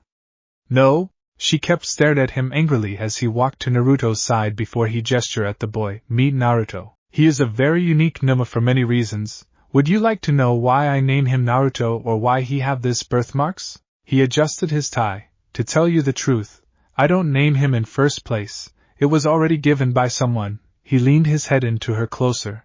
A very dear mother who were expecting for her first child. Wah! Tomoko's eyes widened. No, it can't be. But unfortunately for her, she has a miscarriage just 8 months and after a tragedy accident. Sensei stood straight up as he placed his hand on Naruto's shoulders with a shaking head. No. Then the last relative of her bring a stillborn to me, begging me to do something. Sensei waved his left hand. So I decide to do a good deed by bringing the stillborn alive in exchange for his quirk and turn him into one of the Numas, which he gladly accept. It has to be a lie. It's gotta be a lie. And the life somehow has found a way to arrange a lovely reunion between the mother and her son for the first time. Sensei leaned his head closer to Naruto like a proud parent with a cruel chuckle. Say hello to your dear boy, Shiratoko Naruto. Why you bastard? Tomoko wailed out, trying to ride herself out of her bound. I would like to keep the lovely family reunion going on. Sensei grabbed the shouting woman's head. But I'm afraid that I must cut it short because we have many things to do. Goodbye and good night. Tomoko give out a cry before she passes out as the villain stole her quirk and he turned to Naruto. Naruto, would you be kind enough to bring her to the empty vessel before I start grant her new quirks? The boy wordlessly obeys him and all for one chuckled cruelly, finding a twisted pleasure in the whole thing. Naruto carried the woman in his arms towards several empty crates, and he stared at them before his eyes fixated onto the crate near the warehouse's door. He walked over to this crate, placing the woman inside, and he stared at it for a while before he did something unexpected. He hid the crate by pushing it to the opposite side and placed it in an opening place where anyone can find it if someone come by. All without his creator's knowledge. The boy walks away without looking back at the crate, and he don't know why he did it, either why this woman acted out a few moments ago. 2 days later at night, Naruto remained at the warehouse as Saladudan hid itself, due to its fear for their creator who was still in the building with them. And he can hear his creator speaking to Tamura through the monitor. Naruto quietly glanced at a certain crate in the distance. His creator haven't noticed anything at all because he was too focused with something else, and his eyes wander from one object to other object until he spots something outside the nearby window. There was a mop of green hair and red spike, and the boy tilted his head before something happened in a blur. A giant hand smashed into the building with the truck, following by a giant foot, and 3 pro heroes enter the building as they quickly collect the unmoving Numas. Ragdoll. Tiger discovered the unconscious woman in the nearby crate, and he pulls her out into his arms. A Numu storehouse, Best Genus spoke into his earpiece as the strings of his clothes stretch out to tie up the rest of Numas. Suppression complete. How did they found this place? Saladudan peeked out of its hiding place, and its eyes glanced at Naruto as the boys stand in the back of the warehouse while their creator step out at his side before the creature ducked back in to avoid All for One's line of sight. Mission? Naruto looked up at his creator, who just raises his hand up with a small headshake. Not yet, All for One whispered softly. Oh whoa, Mount Lady groaned in disgust as she held a handful of Numas. These things are actually alive. Does having this easy of a job sit well with you, Genist? Shouldn't we have gone with All Might? Let's not conflate the degree of difficulty of what we're doing with its importance, Rookie. Best Jeanist replied before he glanced at the cops. Riot Squad, come and hold position. There might still be more of them around here. We're counting on you. Ragdoll. Tiger looked at the said woman worriedly. Say something. Is she your teammate? Gang Orca checked on them. She's breathing. Thank goodness. But Tiger frowned worriedly. Something about her is off. What did they do to you, Ragdoll? I'm sorry, Tiger. All for one walked with Naruto as he chuckled darkly. I thought she had a useful quirk long ago. Since the opportunity fell into my lap, I decided to take it. Stop right there. Orca barked, don't move. He brought his hand down with a snort. Another member of the league, huh? Someone, shine some light. Tiger shouted back to the police with a scowl. Ever since my body became like this, my stock has fallen quite a bit. The villain continued speaking as his shoes step out into the light before Jeanist used his quirk to confine the villain's suit. Mount Lady was about to warn Jeanist before Best Jeanist suddenly used his quirk to pull everyone out as soon as his gut screamed out to him for some reason, and he listened to it. Just in time before everything exploded, just when Tamura was starting to think for himself, All for One floated in air with a clicking tongue, and beginning to lead others by himself, if possible. I'd like for you all to stop interfering. He floated back down with a sigh. Well then, let's get it over with. He walks over to a certain hero slowly with a slow clap, as expected of number 4, Best Jeanist. He glanced at Naruto before he turns back to the pro hero. I was trying to blast everybody away. But in an instant, you controlled everyone's clothes and pulled them out of the way. Your judgment, technique, you've got nerves of steel. TT this guy, Jeanist whispered shakily as his eye fixated onto the villain, noticing a boy behind him. He pushed himself up with his quirk as he think back to the meeting and the warning about a powerful ringleader. So what? Top heroes won't be defeated by the likes of Y. All of a sudden, he feel an overwhelming pain in his stomach and he realized that he have been stabbed in gut by something. The strength that you possess is the result of considerable training and practical experience. All for One hummed, yours, I don't need yours, and I see no point of granting that to Naruto here. He gestured at the boy. Your quirk doesn't suit Tamura's personality. He used his other quirk, producing black liquids in air. Ugh, smell like shit. A voice coughed out as a black liquid spit something out, revealing to be Bakugu. The hell is this? I'm sorry, Bakugu. All for One replied as the members of Villains Alliance popped out into the clearing before his head turned to Tamura. You've failed again, huh, Tamura? But you absolutely cannot get discouraged. All you need to do is try again. I brought your comrades back for you. And this boy too, he gestured at Bakugu as the exploding boy scowled at them. Because you deemed him to be an important piece, try as many times as you'd like, that's why I'm here. He held his hand out to Tamura. Everything is for your sake. Naruto spotted a small dot in the sky and his creator chuckled softly as his search quirk warned him. It looks like he's coming after all. All for One smirked behind his mask before he caught All Might's fists with his hands. I'm gonna make you give everything back, All for One. All Might declared. You're going to kill me again, All Might? The villain mocked as the shockwave knocked everything away from them. You sure took your time getting here, didn't you? His opponent jumped back. The bar isn't more than 5 kilometers away from here. It took well over 30 seconds after I sent the Numas for you to arrive. You've gone soft, huh, All Might? You're one to talk, All Might shoot back. What's the deal with that industrial mask you've got on? Don't you think you're trying a little too hard? He brushed some dust off his pant. I won't make the same mistake I made 5 years ago. All for One, he charged forward. I'm going to take back young Bakugu. And this time around, you're getting locked away for good.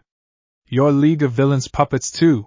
That won't do. All for One brought his right arm up. There's so much for us to do. How difficult, for both of us. His arm swollen up before the air burst out, blowing everything and everyone away. Atmospheric compression plus locomotive corkscrew. Explosiveness time 4. Muscular enhancement time 3. He flexed his hand with a chuckle. This combo is pretty fun. Maybe I'll collect some more augmentation class 1s. He glanced behind at Naruto. Don't you agree with me? The boy merely nodded. All Might! Bakugu shouted out. No need to worry, the villain spoke. He won't die from something like that. In this case, he turned his head to his pupil. Get out of here, Tamura, and bring the kid with you. A black needle stretched out of his right hand as a jab into Kurojire's body to force his wrap quirk to active. Kurojire, get everyone out of here. He glanced at the blonde boy Naruto. You stay and be a good tool for me. He has to use this Numa for the quirks, and it will give him some upper hand for the battle. I understand, Naruto nodded again, ignoring Magna's question and his creator's explanation. Teacher, Tamura hissed with plead before something shot out of the ruins in the distance, and All Might charged toward All for One with a battle cry. You're not getting away! All Might roared. Naruto, go! All for One snapped his fingers as the boy took off to hinder the pro-hero before he glanced back to Tamura. I want you to remember, Tamura, you can still grow so much more. Target sighted, Naruto charged toward the charging pro-hero before he throws a punch at All Might and their fists meet with an explosive clash. This boy! All Might gritted his teeth as he sent the boy flying away. He just held his power back slightly because he remembered the incident at USJ. His narrowed eyes turned sharply to All for One. Let this boy go. You are forcing him into this, aren't you? I won't call him a boy if I were you. All for One threw a punch at All Might as the pro-hero blocked it. Because he's a Numu, a very special one. And I'm gonna use this as my advantage because I know you have a soft spot for young kids. Numu? All Might's eyes widened and he noticed several villains were chasing Bakugo down, and he was about to rush over to them before the boy blindsided him with a tackle to his stomach by using a large thin pillar like a battering ram, sending him flying away into the rubbles. Thank you, Naruto. The villain smirked evilly before he sends the gust of wind at All Might. You're getting more useful as a living weapon, my creation. He jabbed his thumb at the damaged building behind him. Now take care of our little gawkers. Innocents? All Might's eyes widened behind his arms, and oh. That can't be good, I can't. No, Naruto said to his creator, and All Might's surprise, I refuse. Oh? All for One frowned. Are you defying? All of a sudden, a ramp of ice appeared out of nowhere in the distance, and 3 kids skied off it at high speed as All for One looked up, only to receive a backhand from All Might. The kids grab Bakugo during their soaring and they rush off in the distance. Naruto, stop them! Again Naruto disobey him by attacking All Might with his claw and the pro-hero throw the Numu away with his strength. Why did he do that? All Might thought with his eyes on them as the other pro-heroes did their best to protect the Yi students in their conditions while they forced the villains to retreat against Tamura's protesting, and they didn't even notice a hovering news helicopter above them in a safe distance. What does that? Something forced into his mind with a headache. Because they are innocent and there is no point in going after them, that is what it tell me. Where did you come up with that, Naruto? All for One shouted out furiously, and All Might realize the message was from the blonde boy. Who the hell put this idea in you? I do not know, Naruto lied, and his creator knows it. Ah, I see. All for One frowned angrily. Of course, I should have get rid of you since the first day because you're a defective, minus ultra. Naruto's face suddenly starts to peeling off at alarming speed. If you want to live, then kill All Might. You! All Might charged toward All for One with a right hook as Gran Torino backed him up, only to clash into each other after the villain used his rap quirk. Gran Torino attempt to give All Might support again, only to receive a kick to face from Naruto, and the disintegrating Numa turn his left eye to All Might as the hero clashed with All for One again. After All for One blasted All Might away into Naruto as the boy rammed his gray left fist into the hero's back while his right arm became a skeleton. I despise you, in the past. That fist of yours brought down my comrades, one by one, and yet you were celebrated as the symbol of peace. What is symbol of peace? Naruto projected his thought out, but it went ignored by them as he placed his skeleton hand on All for One's body, healing him in process, standing atop society. On the bodies of those sacrificed to get there, his creator mocked All Might as he tried to blast him away again. The view must be nice from up there, huh? Detroit Smash. All Might cancelled the blast out with his move. Sorry, but I'm not going to let you fight without holding back. The villain shouted out as Naruto fired his Gatling gun at All Might, which the hero just dodged by jump back. Heroes, there gathered a lot of them. Huh? He referenced to the ruins around them. A lot of things to protect. Shut up. All Might grabbed the villain's arms in a deep grip. That's exactly how you play with people like their toys, you scum. Destruction. Theft. Exploitation. Manipulation. The people of the world just trying to live day to day. Naruto tilted his head at the hero as his upper body lost most of his skin and muscles. You laugh at them, scorn their hardship.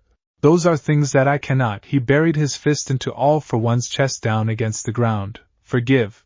Trying to live day to day?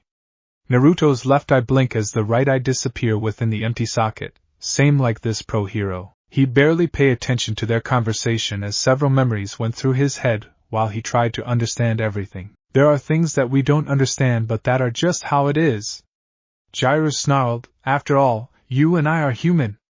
We're all humans, you psycho. But I am a Numu, not a human. He looks at his peeling left hand. I am the living weapon. But is that what I want? You need a creed, Stain hissed with his blades at Tamura's neck. My creed, my purpose. His right leg break down into a skeleton leg, to obey my creator. But I do not wish to obey him anymore. Why? Something is in us, Salad smiled. We're different from the other Numus. How should I say it? They're like empty shells. But you and I have a thing in us. You and I have something inside us, the creature repeated. Something that make us alive. Like the living beings, humans. Alive? Naruto said flatly. But we are living weapons, a tool for the creator and his allies. No, we are not weapons or tools. The creature waved its arms wildly. You and I are different from them. Its point at the crate again. We can think, we can speak, we have it in us, we can feel it. Is that why? Naruto placed his good hand on his ribcage. That's something inside me. Was it the reason why I act different? Naruto's eyes flicked red as he stared at Mustard with a snarl. The memory of Jiraiya's paled face appeared in his head. What is it? He wonders before his eye widened at the memory. You, Tomoko's eyes widened as she realized something. Naruto, that's something inside you. I think I know why you can't do what other Nimbus do is because you're you. You are your own person and you can do whatever you want to do or to be. I do not understand. Naruto clutched his head. I do not understand. Of course, you don't because you're young. She suddenly hugged his head to her chest as he frozen up at the contact. It's okay to not able to understand anything because it's the adult's job to guide you along. Someday you will find your own answer and it will take a while. You don't have to rush it. She break them apart as she give him a beaming grin. So don't worry your head off and just smile. Naruto stared at her with widened eyes. I understand it now. Naruto slowly bring his left hand down as the battle raging on without his knowledge. What I have is. Should you be dodging, I wonder? All for One smirked cruelly as he aimed his swollen arm at All Might, and the hero realized there was an innocent behind him, trapping under the rubble. I will take away that which you have worked to protect. What I have is. The villain feels a hand on his back and he feels a certain quirk vanish, to his shock, as soon as he blasts out. Wah! All for One uttered as the smoke cleared in front of him to reveal a giant shield in front of him. What I have is the heart. Naruto stood in front of All Might and a woman with his weapon arm. Shield out as his body suddenly stopped breaking down. Something inside me is soul. You, All Might uttered. His true form has been revealed to the world but all he can think is this Numa's action. Why? Because that is the right thing to do and that is what I want. Naruto replied and he cancels his weapon arm quirk as his body suddenly repaired itself. How can that be? The command quirk don't work? All for One's teeth gritted but the most important thing is, this boy somehow stole the search quirk from him. He'll deal with him later as soon as he notice All Might's true form have been exposed to the world, thanks to the news helicopter. Well, take a good look at your symbol of peace. Those hollow cheeks. Those sunken eyes. A pitiful excuse for a topper if I've ever seen one. But don't be ashamed, that is your true form after all, isn't it? Though my body may rot away and decline, and the world sees me in this condition, All Might stepped in front of Naruto with clenched fist. My spirit remains. I am still the symbol of peace, and there is nothing you can do to take away even a fragment of that from me. Magnificent! The villain chortled, you got me. I had forgotten how much of a stubborn little child you were. He lifted his index finger up. In that case, I hope that this does not hinder that spirit of yours. I've got something to tell you. Shigaraki Tamura is Shimuran Nana's grandchild. His revelation draw out a shocked react out of All Might. All this time, I've been thinking about how much that fact would disturb you.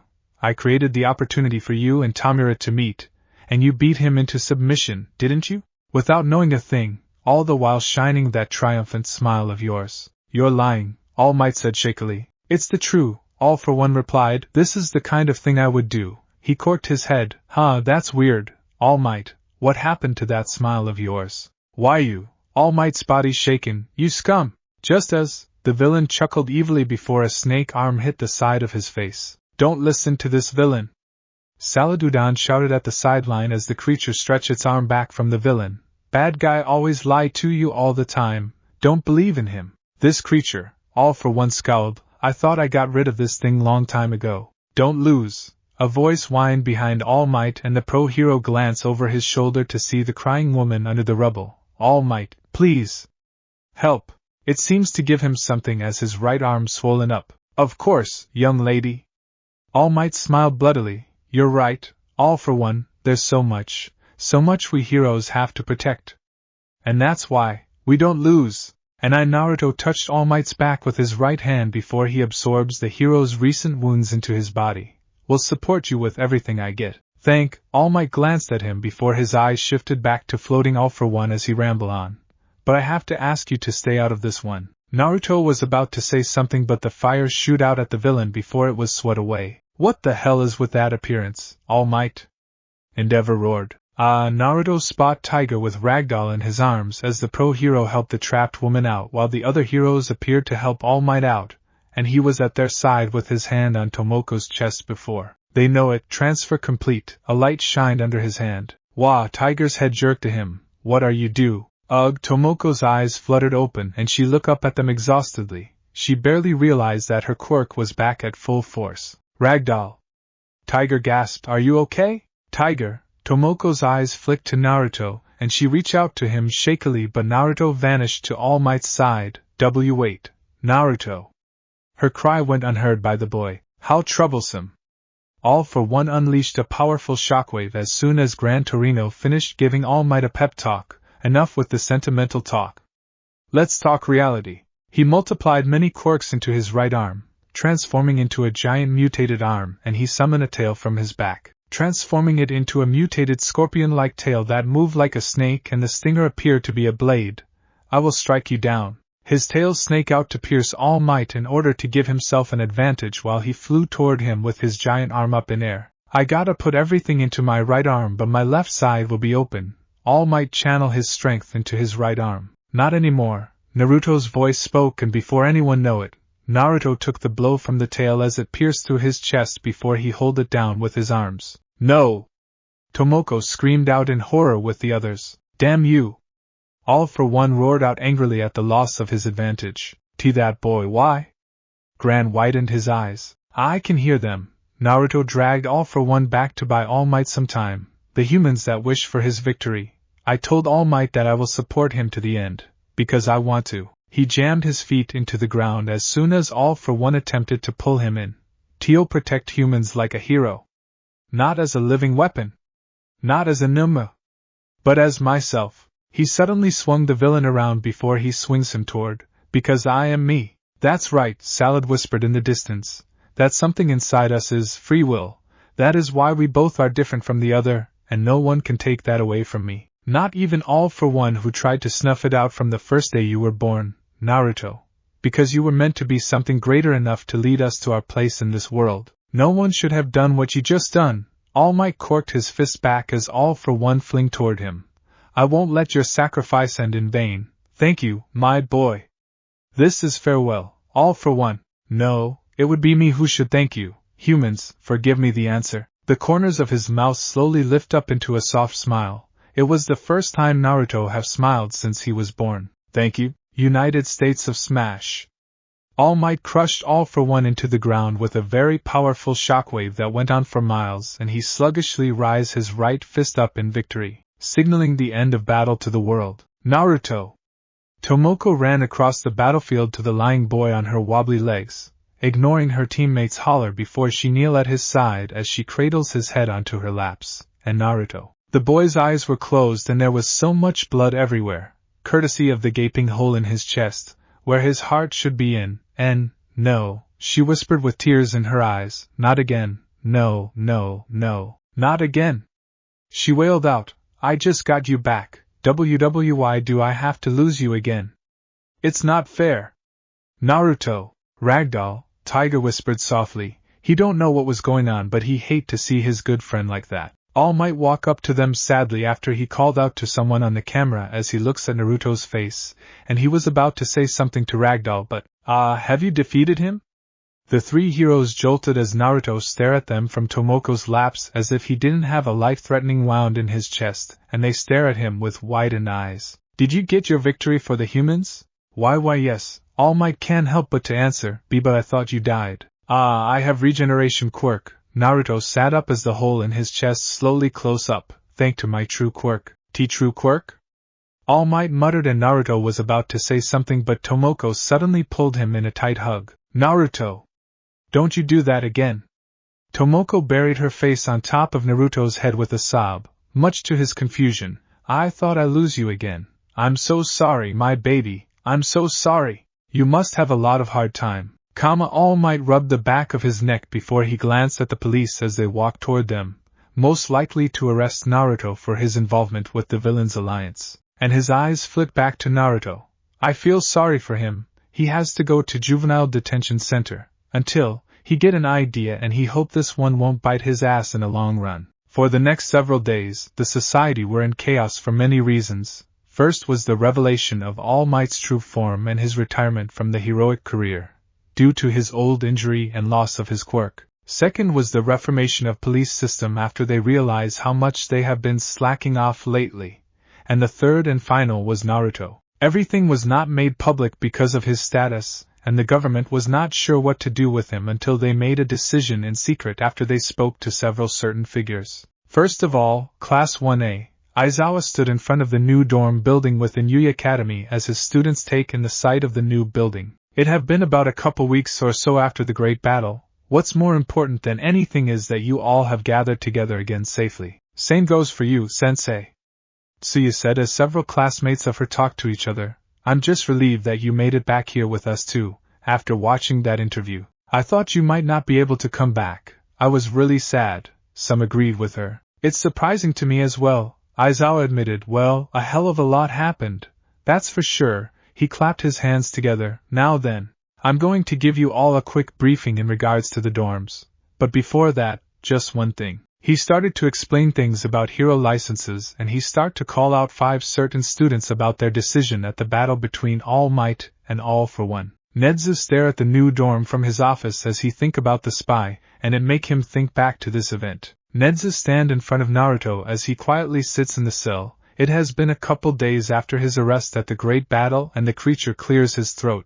Naruto, can I ask you something? Will you answer me honestly? Yes, I will answer to your question as best as I can. Naruto nodded blankly. Who is the traitor among our rank? Nedzu asked. Who is the one that leaked everything about the locations of our students to the villains' alliance? I do not know, the blonde boy answered. Only Tamura, Kurojiiri and my creator know. They receive their information in secret. Is that so? Nedzu frowned. Yes, I do not know, Naruto nodded. Thank you for your time. Nedzu walked away with a sigh. He was hoping to find the traitor right away. Whoever the spy is, we have to find this person right away for our students' safety. Nedzu stared at the sky. We must direct our students to a bright, hopeful future, even him. It's 1 class per building. Aizawa led his students into the dorm's common space as he explained. Boys and girls are separated by wing. The right wing is for the girls, and the boys' wing is on the left. However, the first floor is common space. The dining area, baths, and laundry facilities can be found here. It's spacious. Ashido pumped her hands. It's pretty. It's spaciously pretty. And there's sofa. There's even a courtyard. Cyril looked outside while his classmates looked around. It's a freakin' mansion. Uraraka nearly fainted. And next is, Aizawa was about to walk away but they hear a voice and they turn around to see a familiar face peeking out of the dining room. Oh, Aizawa, when did you get here? Tomoko grinned before her eyes flicked to the students. Oh, and you're all here so early. Hello, Ragdoll, Aizawa muttered dully. Ah, Ragdoll. Izuka gasped out, are you okay? I mean, you were caught by. I'm 100% fine since I got my quirk back. Tomoko giggled hyperactively.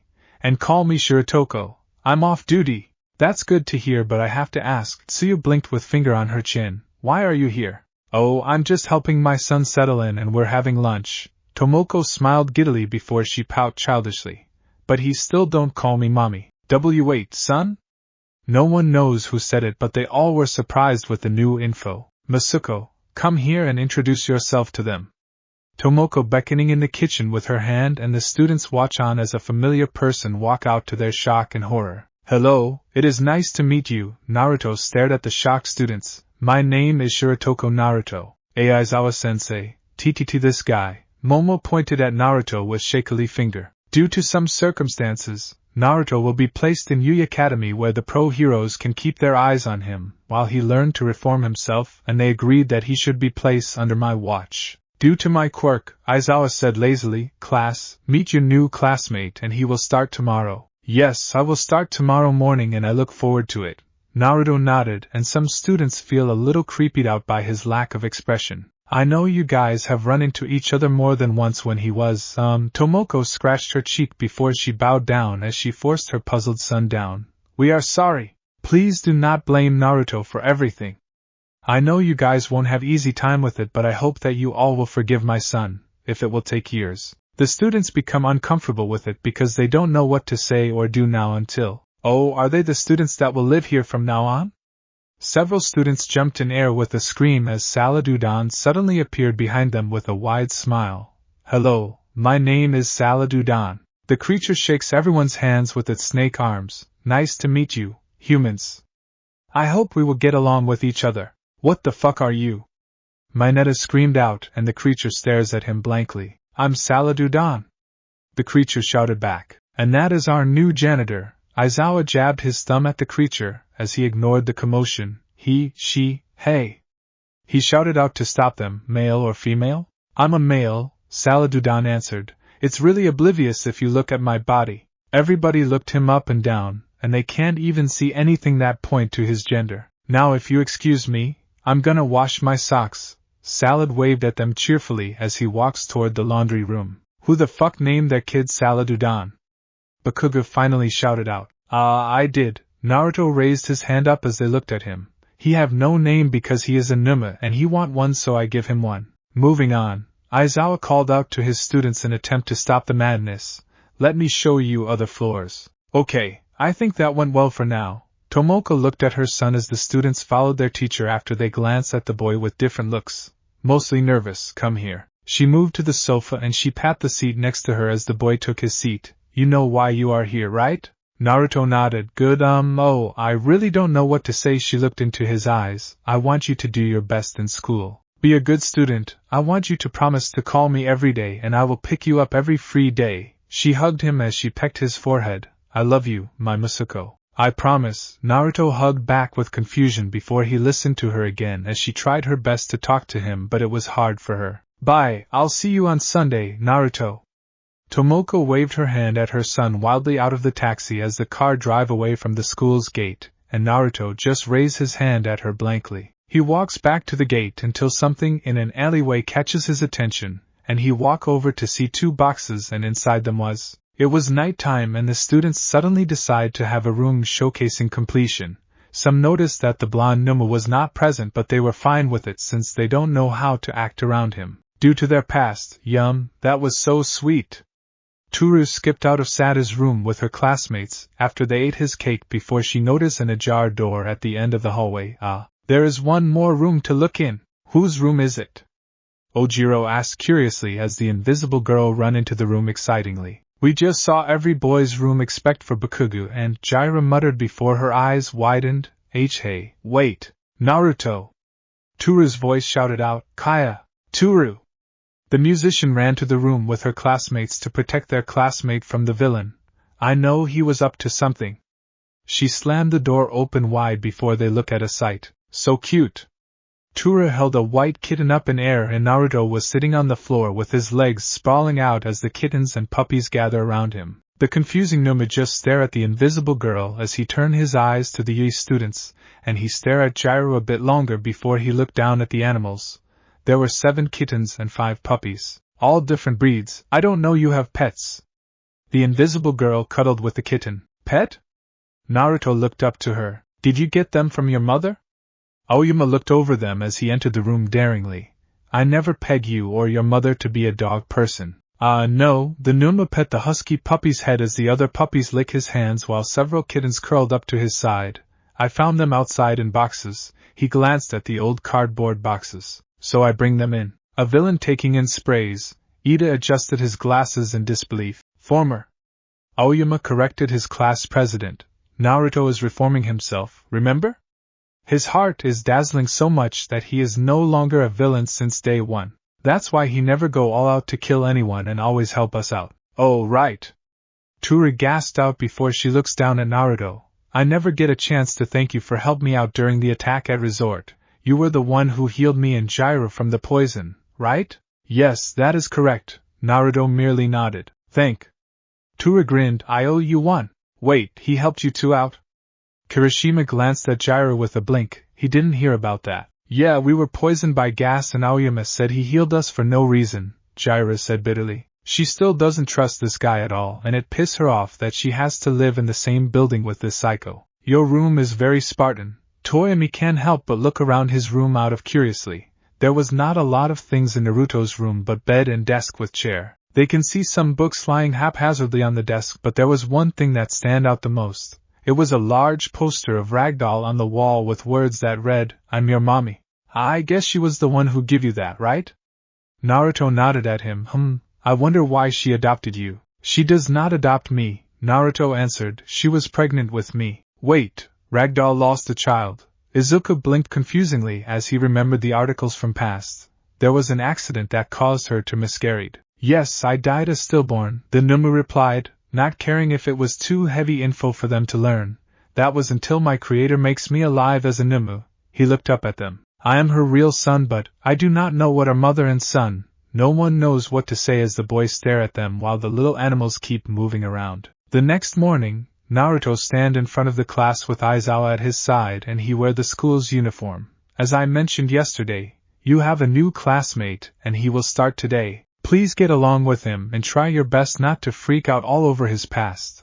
Aizawa gestured at the said boy before he looked at him as he pointed at the empty desk in the back corner of the classroom. Naruto, your desk is over there. The boy walks over to the desk. We will start working on your uniform after I give the class their lesson, and you have to come up with a code name as a hero. Well then, our first objective will be earning provisional hero licenses for you all. A hero license, in essence, grants you permission to directly intervene when people's lives are at stake. This qualification carries an immense weight, and this goes without saying, but the examination required to earn license is extremely strict. It is a provisional license. But even having said that, the pass rate of this exam, year to year, is less than 5%. Just for a provisional license, it's that tough? Mineta stammered, and that is why, from today onwards, we'll be having each of you come up with at least two of, Aizawa snapped his fingers as the teachers entered the classroom, your very own special moves. Finally, we're leaving the normal school-like stuff behind and moving on to the hero-like stuff. The class cheered, Oriite. Naruto glanced at them with tilted head and he barely heard the teacher's explanation about the special move. We'll go into the specifics with you all shortly with live exercises, Aizawa called out. Go change into your costumes. We'll meet at Gamma Gym. Where? Naruto raised his hand with a blank expression. Someone have to take him there, the teacher said after he realized that the boy didn't get the tour of Academy yet. Then after that, someone has to give him a tour. The training dreamland, Cementos gestured at the giant gym as the students entered, put short, TDL. This facility of my own devising, he placed his hands on the ground before he created giant mount-like pillars. Here I am able to prepare terrains and training objects personalized for each and every one of you students, hence, dreamland. If I could ask a question. Ida raised his hand up. Why are special moves necessary to obtain a provisional license? Please illuminate us with that context. I'll explain it to you step by step. Aizawa sighed with a mumble. Chill out. Naruto stand behind of the class with a good size of distance as his eyes scan the building out of curiously, and he just ignore the whole explanation of special moves and why it is important to have one. I'm pumped up. An exciting shout catches his attention as the students stretch their limbs out and they walk toward the man-made terrain to start their training, leaving Naruto behind. Hey, you should get in there and come up with a special move. Ectoplasm appeared at his side, jabbing his thumb at the terrain. I do not know if my quirks are suitable for special move, either if I need one, Naruto replied. They told me that you have multiple quirks, the phantom-like teacher hummed. Can you list them out for me? Just names. I'll stop you if I want to know more about this quirk. My current quirks are telepathy, zoom, Enhanced Body, Heal, Berserker, Cat's Claw. The blond boy started to list off his quirks until the teacher stopped him. What are these last three? Ectoplasm asked curiously. He'll allow me to absorb any injuries from the host and my body will regenerate from the injuries, Naruto explained. But I only can take the wounds within 5 days and I can't take age-old injury. Do you feel the pain of the injuries once it absorb into your body? The phantom-like teacher frowned. Pain? The boy tilted his head. What is pain? And Berserker? Ectoplasm decided to change the topic. It sounds like it amp up your powers, right? That is correct, Naruto nodded, but for some reason, I want to attack everyone in sight. Hence the name, the phantom-like teacher muttered. That is a double-edged blade, and it can't be used in public for many reasons. And Cat's Claw? I never heard of that before. Shiratoko Tomoko named it because she said it looked like a cat's claw. Naruto activated his claw quirk to show him. Figured Ectoplasm deadpanned with a whisper before he cleared his throat. Continue. Weapon Arm, Lock, Thief's Arm and Zero, Naruto finished. I am quite familiar with Weapon Arm. The phantom-like teacher rubbed his chin. There was a villain who had this a long time ago. It allows you to use any existing weapon but you can only use one at a time, right? Naruto nodded again. But I don't know about the last three again. Lock quirk is what it is, Naruto explained again. It lock all quirks I have to prevent anyone from steal it. Ectoplasm raised his eyebrow behind the mask. That seems to be useless and useful at same time. Thief's Arm allows me to steal anything and storage it. Naruto's right arm blackens up as a large rope come out of his shoulders, curling around his upper arm slightly, even a quirk. Wow, Ectoplasm's eyes widened. But I cannot use the stolen quirk, the boy continued as the phantom released his breath unnoticeable. I only can transfer the quirk to Quirkless One or it will return to the original owner within 24 hours if there is no transfer. Kinda like Aizawa's eraser quirk, Ectoplasm said thoughtfully. Is that what you did with the search quirk? Yes, Naruto answered. I took it from the creator and give it back to Ragdoll. And Zero? Ectoplasm asked. He noticed that Aizawa had been listening in the whole time. Zero is my true quirk. The boy held his hands out as if he was holding something. The quirk that grants me all quirks that have existed or yet to be existed. The teacher's eyes widened at that. Are you serious? Ectoplasm whispered. TT, that mean you can have any quirks you want by bring it out. No, Naruto replied blankly. Zero is the one that make the decision and they always come at random time. Some can take months or years. It is what give me lock at first day I was created. The heal comes 6 months later.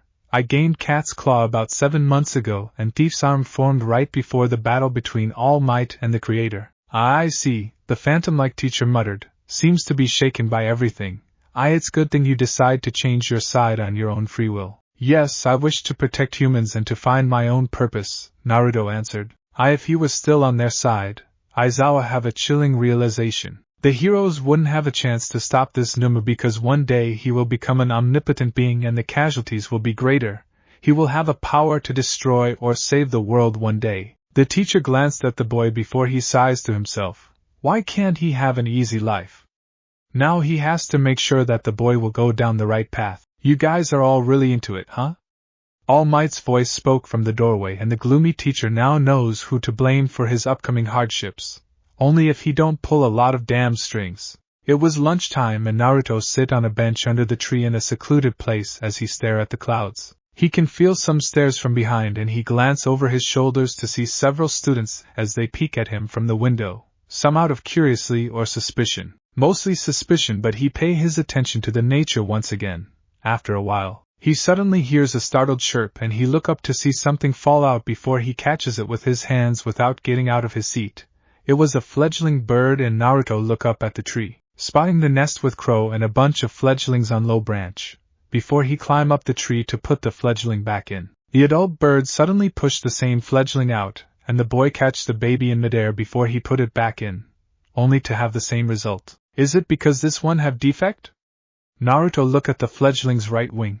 It was very smaller than other wing. The boy carefully climbed back down, and he looked between the nest and the cawing fledgling in his hands. It is okay. Naruto rubbed the head of the crow lightly with his index finger. I will take you in like the others. He walks away from the tree. Jiraiya spot Naruto outside of the window from the hallway and she frowned to herself. She believed that he is up to something no good and she will keep her eyes on him.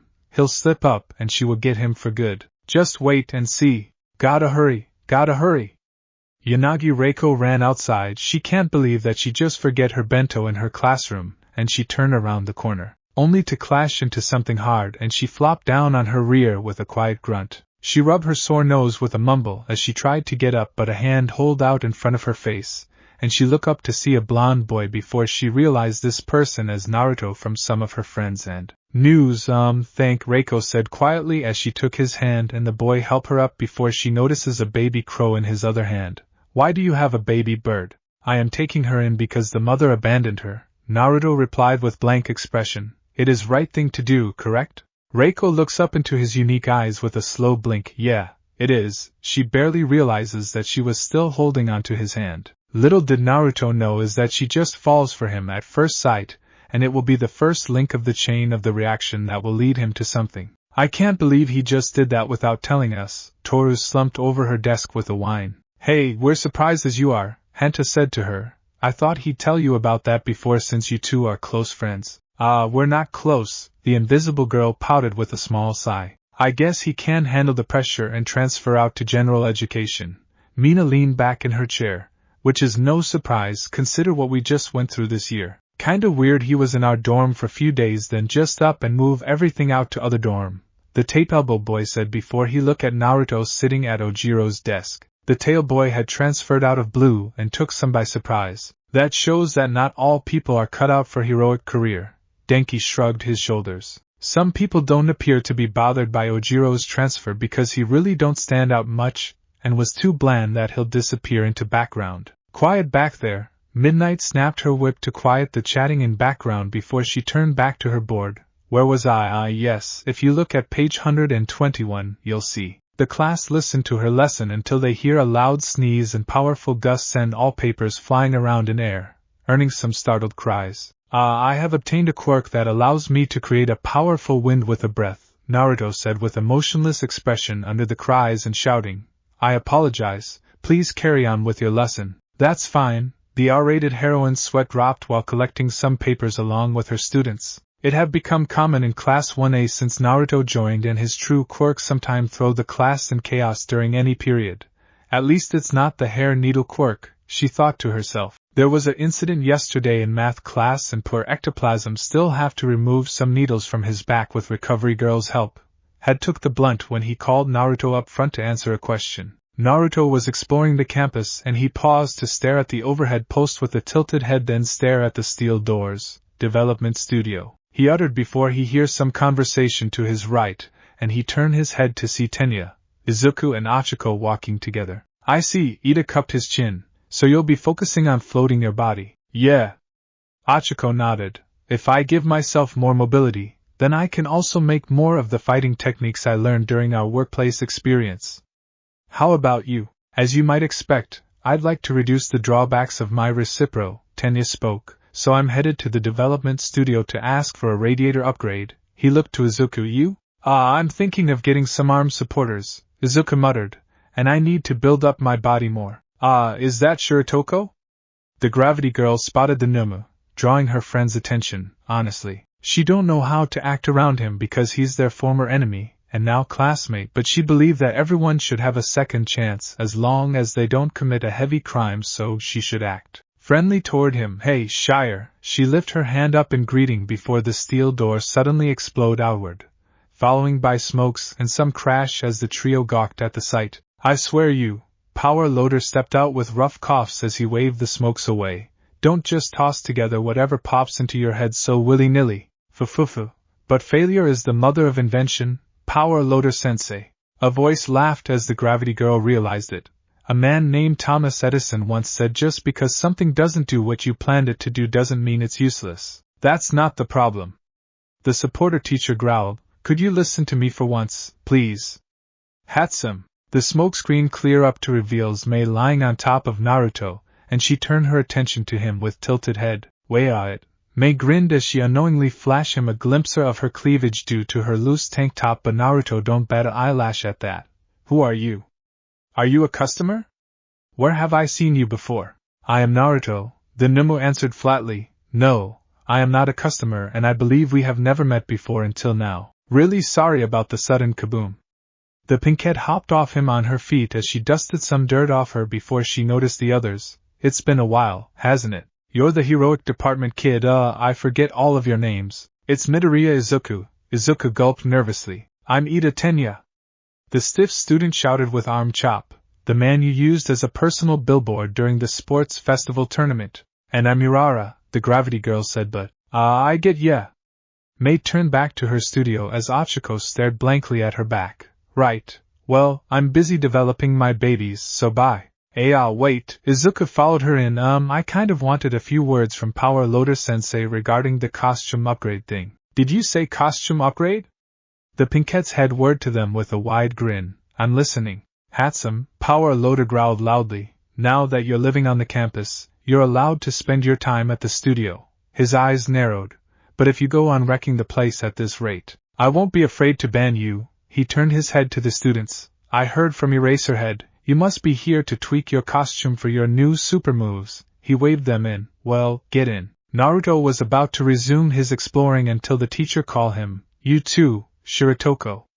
Eraserhead want me to size you up for your costume, and you need to come up with it too. I understand. Naruto entered the studio, taking some glance around. Wow. Izuku grinned. Reminds me of a secret base. Alright, now show me your costumes manual. The supporter teacher spoke. You've got it inside the case it came in, don't you? Come on, I've got a license for this. I'll take a look and tinker with what I can. For small-scale upgrades or repairs I can just report how I altered the costume to the design agency after the fact. But for larger-scale upgrade, you need to write an application to the agency. Then once the government examines it and approve it, you can come back here to fetch it. Albeit, the agency I'm with is so first-rate that it'll come back within 3 days most of the time. I was wondering if there was any way I could decrease the load on the ligaments in my arms? The greenette rubbed his shoulder. Is anything like that possible? That's right, your style uses your fists and fingers. If I recall correctly, Power Loader nodded. It's possible, all right. It will take a moment's tinkering and it'll be done in no time. All right, Deku. Ochako pumped her fist happily. Yeah. Izuku nodded before he froze as May feel his body up with her hands from behind. I see, May grinned. Wah, the gravity girl stared deadly at the pinkette with shadow over her eyes. What are you doing, handsome? Fufufu. I'm feeling his body, May said proudly as if she didn't do anything weird. Yes, you're more built than you look, aren't you? The poor greenette stay froze with heavy blush. Fufufu.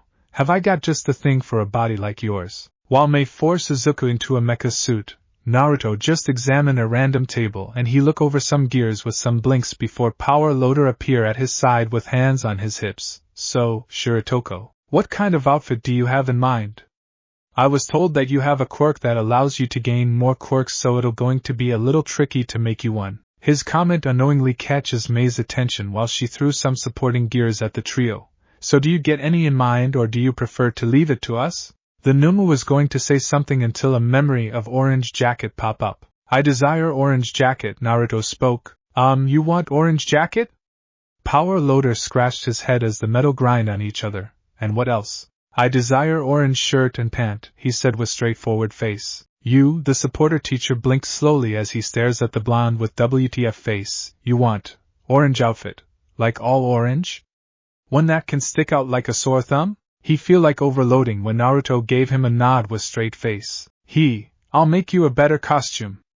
May suddenly pop up between them as she gave Naruto a megawatt grin.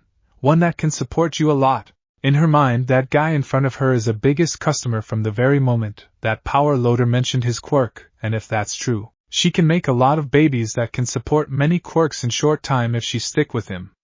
She turned to Power Loader. Can I have him as my exclusive customer, please? Please?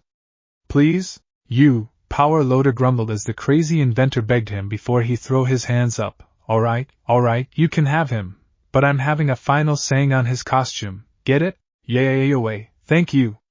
The pinkette cheered before she zoomed back to the trio. I better not regret that.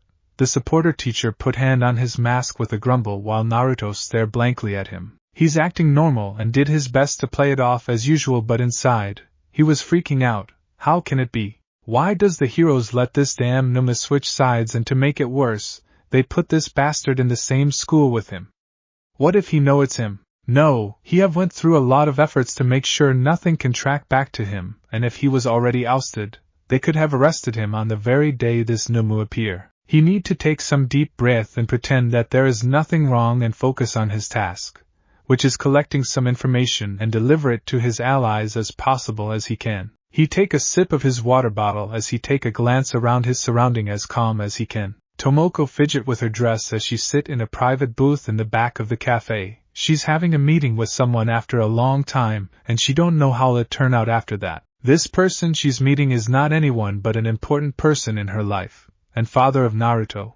Tomoko take a long sip of her water out of nervousness. Originally she was going to keep it a secret, but it don't feel right and he'll find out because of his job, so she want to let him know and let him make his own decision. She comb her hair with her fingers as she remember the day she broke up with him. They was so young when she get pregnant and blame herself the day she miscarried, no matter how many time he keep tell her it wasn't her fault. She was so upset and depressing that she would sometime take it out on him, then suddenly left him one day because seeing him keep remind her of their loss, and she barely contact him after this day. Tomoko wince at the memories. She was a teenager at this time and don't know any better. The search user brushed the skirt of her dress with a small sigh. She don't really expect her life to turn out this way. Tomoko's quirk alert her of someone approaching her, and she look up to see him as he give her a puzzling look with soft smile, which she returned with a timid smile. Hey you, Tomoko said, preparing herself to dump the bomb on him. The teenagers were back in the dorm and feel so exhausted from the training. Some teenagers was relaxing in the common room. Hey, I'm setting up a movie night. Toru waved the remote controller up in air after she turned the television on to demand channel. Anyone wants to get on it with me? Yeah, I'm all for it. Aijiro gave out a thumb up as few teenagers nodded to her suggestion. Let's pick action movie. Nah, let's watch some comedy, Hanta replied. Romance? Mina pumped her fist up in air. We should watch porno. Minoru drooled, which led Tenya to scold him from the kitchen as everyone ignored him. Let's vote on what movie we want to watch. The invisible girl giggled. She's fine with anything as long as everyone have good time. She looked up when the sound of front door open and closed, then Naruto walk in with books. Hey, Naruto. We're having a movie night, wanna join? She never noticed few teenagers stiffened at that. What is movie night? Naruto stared at the grinning invisible girl and she wasn't bothered by the lack of his expression. Oh, it's one of hangout things where you spend times with friends by watching movies and have fun, Toru explained before she tilted her head at him. So do you want to join us? Yes, I will join the movie night to understand the purpose behind it. The Numa nodded before he paused. What is movie? Haha, sit here and find out. The laughing invisible girl patted the empty seat next to her on the couch. Oh fuck no, I ain't going hanging around a shitty villain. Katsuki get up with a snarl and he walked toward the Numu, shove his shoulder against the blonde's shoulder while smacking the books down. You have no place here, you fucking bastard. Leave this place if you know what's good for you or I'll fucking kill you. He shouted in Naruto's face with a spat before he stomped to the elevator, but not before he hit the blonde's shoulder hard, and the Numu was unfazed by the whole thing. Hey, you don't have to be mean, asshole. Toru frowned as few teenagers were stunned by Katsuki's action. Yeah, Baku bro, that was kinda uncalled for, Aijiro said bewilderedly as Mina frowned before he go over to pick Naruto's books up. You alright? Shitty hair, don't you fucking feel sorry for this fucking bastard? The explosive user snarled before he entered the elevator to go up to his room. I'm not going to stick around if he's going to sit here. Denki get up to go to his room. Minoru also joined him while screaming something about don't want to die or attack. Hanta left because he said he was little uncomfortable but have nothing against the Numu. How dim of them. Yuga shook his head at the teenagers that left. Too blind to. Don't let that get to you, the invisible girl said to Naruto as he sit down, unknowingly cut the French boy off. It's no secret that the class becomes somewhat divided when Naruto transfer in. Some believe that he deserves a second chance. Some believe he should be arrested, and some stay neutral in favor of seeing him acting before they make their decisions. Why? Naruto asked with blank face. I do not understand what you do mean by that. Never mind, Toru waved it off as she turned back to the television. Let's watch. She selects a movie after the group voted on it. In the kitchen, Kyoka narrowed her eyes at Naruto through the doorway as he stared at the television, while answering Mina's questions about his books, and the rocker rubbed her arm in attempt to massage the phantom. Pain out, Inwardly, she believed that what Bakugo did was uncalled for, but it don't change the fact that they shouldn't trust this psycho because he easily switched sides as if there's no consequences, and what if he decide to go back? There'll be no stopping him. Kyoka grit her teeth. She have to keep her eyes on him and act accordingly. One afternoon, Naruto was watching the students work on their super move next to Shota before Tashinori walked up to them. How's their progress, Aizawa my man? The former number 1 hero raised his hand up. Back again? The scruffy man huffed. It's slow but steady. I see. The blonde man looked around with a nod before his head turned to the Numu. Naruto my boy, how are you handling the new changes? I believe it is correct to saying that I am doing well, Naruto said with blank face, and Tashinori scratched his head unsurely. The man have noticed couple glares thrown at the young blonde's way since he get inside the gym. Well, that's good. Tashinori put his hand on the Numa's shoulder. Listen, I want to say that it's going to be very hard from here onward, but hang in there. Things will start to look up in a time. I do not understand? He tilted his head. You will, in time. The older blonde patted his shoulder before he walked away to find some students to help out, and Naruto simply blinked. Anyway, do you have any new quirks since you received a wind-based quirk? Shota grunted to get the young blonde's attention. No, I have not, Naruto replied before they hear a shouting. Hey, look above you! Katsuki shouted as a large cement piece fell toward Tashinori. UIDI. The scruffy man ran forward, grabbing his scarf until he stopped when Izuku leaped into action as the greenette destroyed the falling cement with a powerful kick. Are you okay? Izuku turned to his idol. All might. Yep. Tashinori grinned. Midoriya, that you? Denki jogged up to them with Aijiro. Holy crap. That was some destructive power. Yeah, I thought you were a puncher. Aijiro said. Oh hey, Kaminari, Kirishima. The greenette lifted his foot up to show his soul. The destructive power is thanks to these souls Hatsum came up with, and I changed my style by observing how Ida moves his body. All I've really done is determined what direction I'll be going now, and this skill's still only hot off the forge, so it's nothing I could call a super move just yet, but that's alright. The skinny blonde waved it off, because that skill is probably more than just hot off the forge, for the provisional license exam, that is. It's dangerous here. All might, don't get too close, Shota walked up with a sigh. But I'm heading out anyway.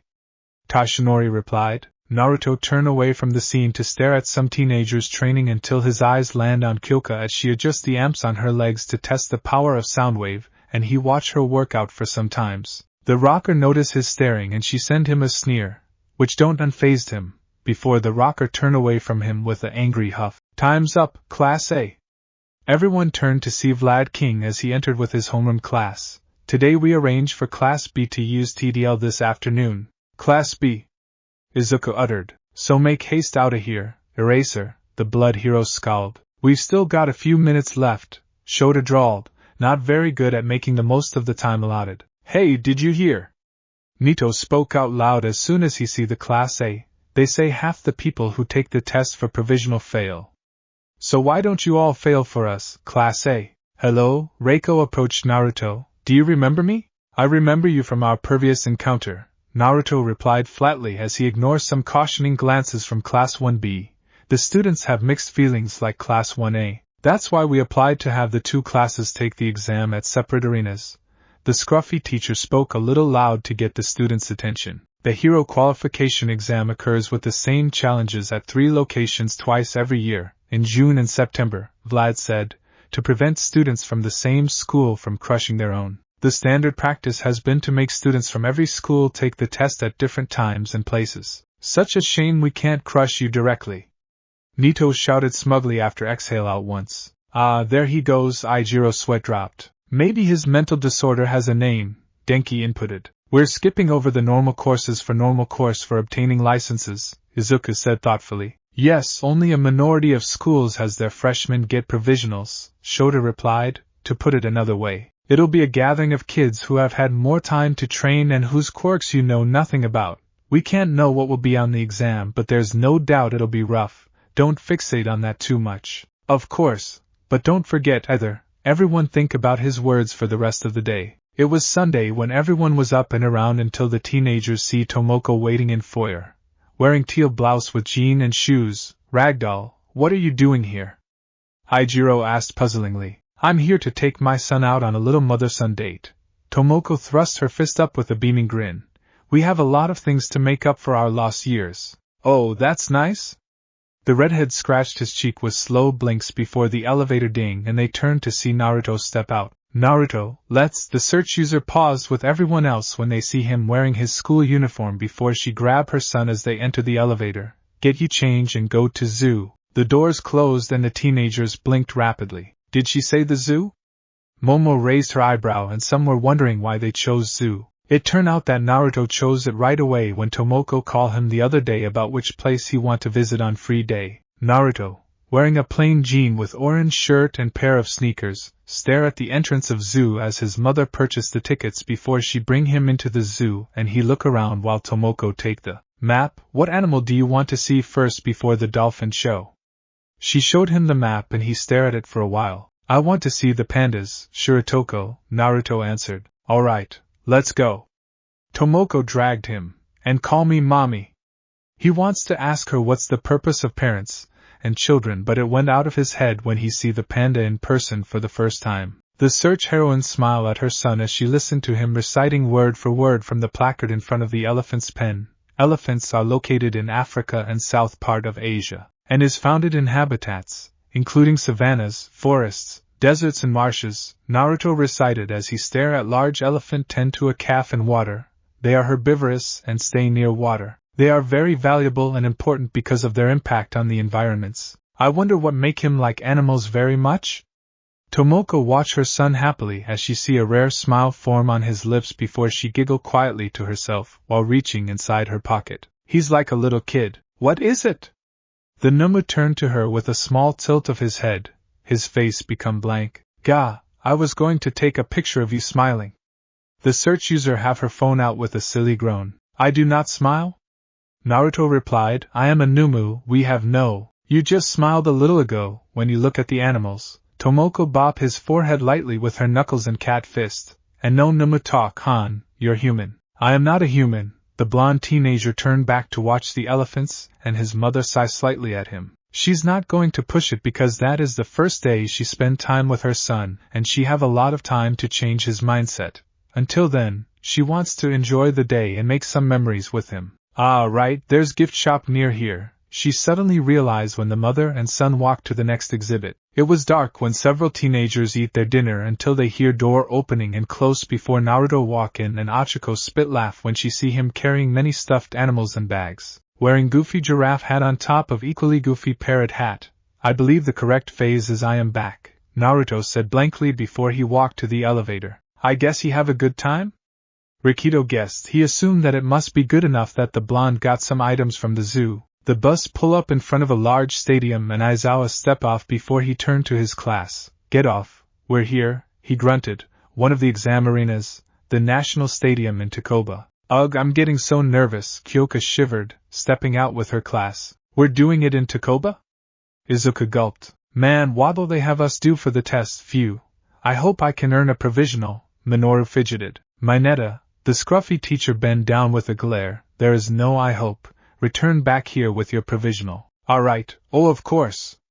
The nervous midget nodded furiously. Remember, if you can just pass this exam and obtain your provisional license, then you will cease to be mere eggs and hatch into chicks. Aizawa straightened up, into semi-pros, so give it your all. He glanced to Naruto, Shiratoko. Watch them and learn. The Numu is the only student that won't take the exam because he's behind, which is no surprise courtesy of his late transfer. Awesome! Come on everybody, let's go hatch into chicks.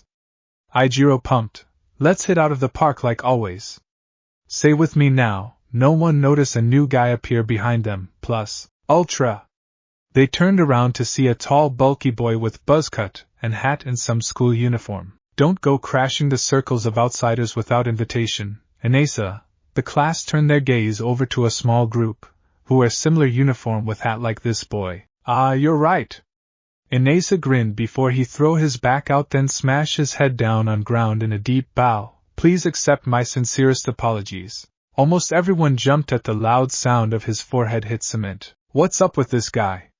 Denki shouted bewilderedly. He's totally the type who just get through everything by being intensely chipper. He's like Ida and Kurishima squared. Hanta muttered. The East's got Yui, Katsuki grunted, and the West's got Shiketsu. Of the many departments of heroics in all the high schools out there, the one rival school that poses an obstacle for Yui, Shiketsu Academy, I've always wanted to say at least once. Inasa stood up with wide grin as his forehead bleeding, plus ultra. I love Yui Academy. It's such a pleasure, the highest honor, to be able to compete against Yui, Yorashi Inasa, Aizawa muttered while holding Naruto's shoulder. The Numu have a bad habit of going up to wounded people and take their injuries, and he don't want anyone to know about that until the Numu is ready for heroic business. Heel quirk is very rare and valuable. Do you know him, sensei? Toru asked. Talk about enthusiastic, huh? Aijiro said, and everything he said sounded good-natured and normal. That kid, the scruffy teacher said, he's no pushover, his name's Yorashi. At the end of the last school year, or in other words, when you were all applying for the entrance exam, he was selected as one of the recommended students, but for some reason, despite his top-of-the-line grades, he declined to enter Yui. Really? Izuku gasped. But wait, that'd make him a freshman, right? Not to mention, to have the top qualification for the recommended spots. Wouldn't that make him even stronger than Todoroki? I don't get it. Hanta raised his eyebrow. He says he loves Yui, but he tosses his chance at entering? So weird, Mina muttered. Oh, he may be weird, but make note, he's the real deal, Aizawa replied until he heard someone calling out to him. Eraser! Eraser, is that you? The said underground hero turned around questioningly before his face scrunched up in horror as a grinning woman in pirate-like outfit walked up to him. I saw ya on TV and at the sports festival and whatnot, but it's been forever since we bumped into each other like this. That lady, the greenette boy gasped in recognition. Come on, let's get hitched. The woman grinned to the scruffy man. No, the underground hero shivered. No. The woman laughed. What a laugh. Your jokes are as impenetrable as ever, Aizawa grumbled. She's the heroine of smiles, Miss Joke. Izuku said excitingly. Her quirks called peals of laughter. She can use her quirk to dull the thoughts and deeds of anyone near her by forcing them to laugh their heads off. The way she dispatches with villains is really crazy, too. If you put a ring on my finger, we can build a blissful home with no end to the laughing. Miss Joke laughed. That'd be a far cry from blissful, the scruffy man deadpanned. I do not understand. Naruto turned to the homeroom teacher. That's good thing you don't, Aizawa replied. You're being really friendly, Tsuya said to the laughing woman with finger on her chin. Our offices used to be close. Miss Joke answered. We kept helping each other out and before we know it, we were in love.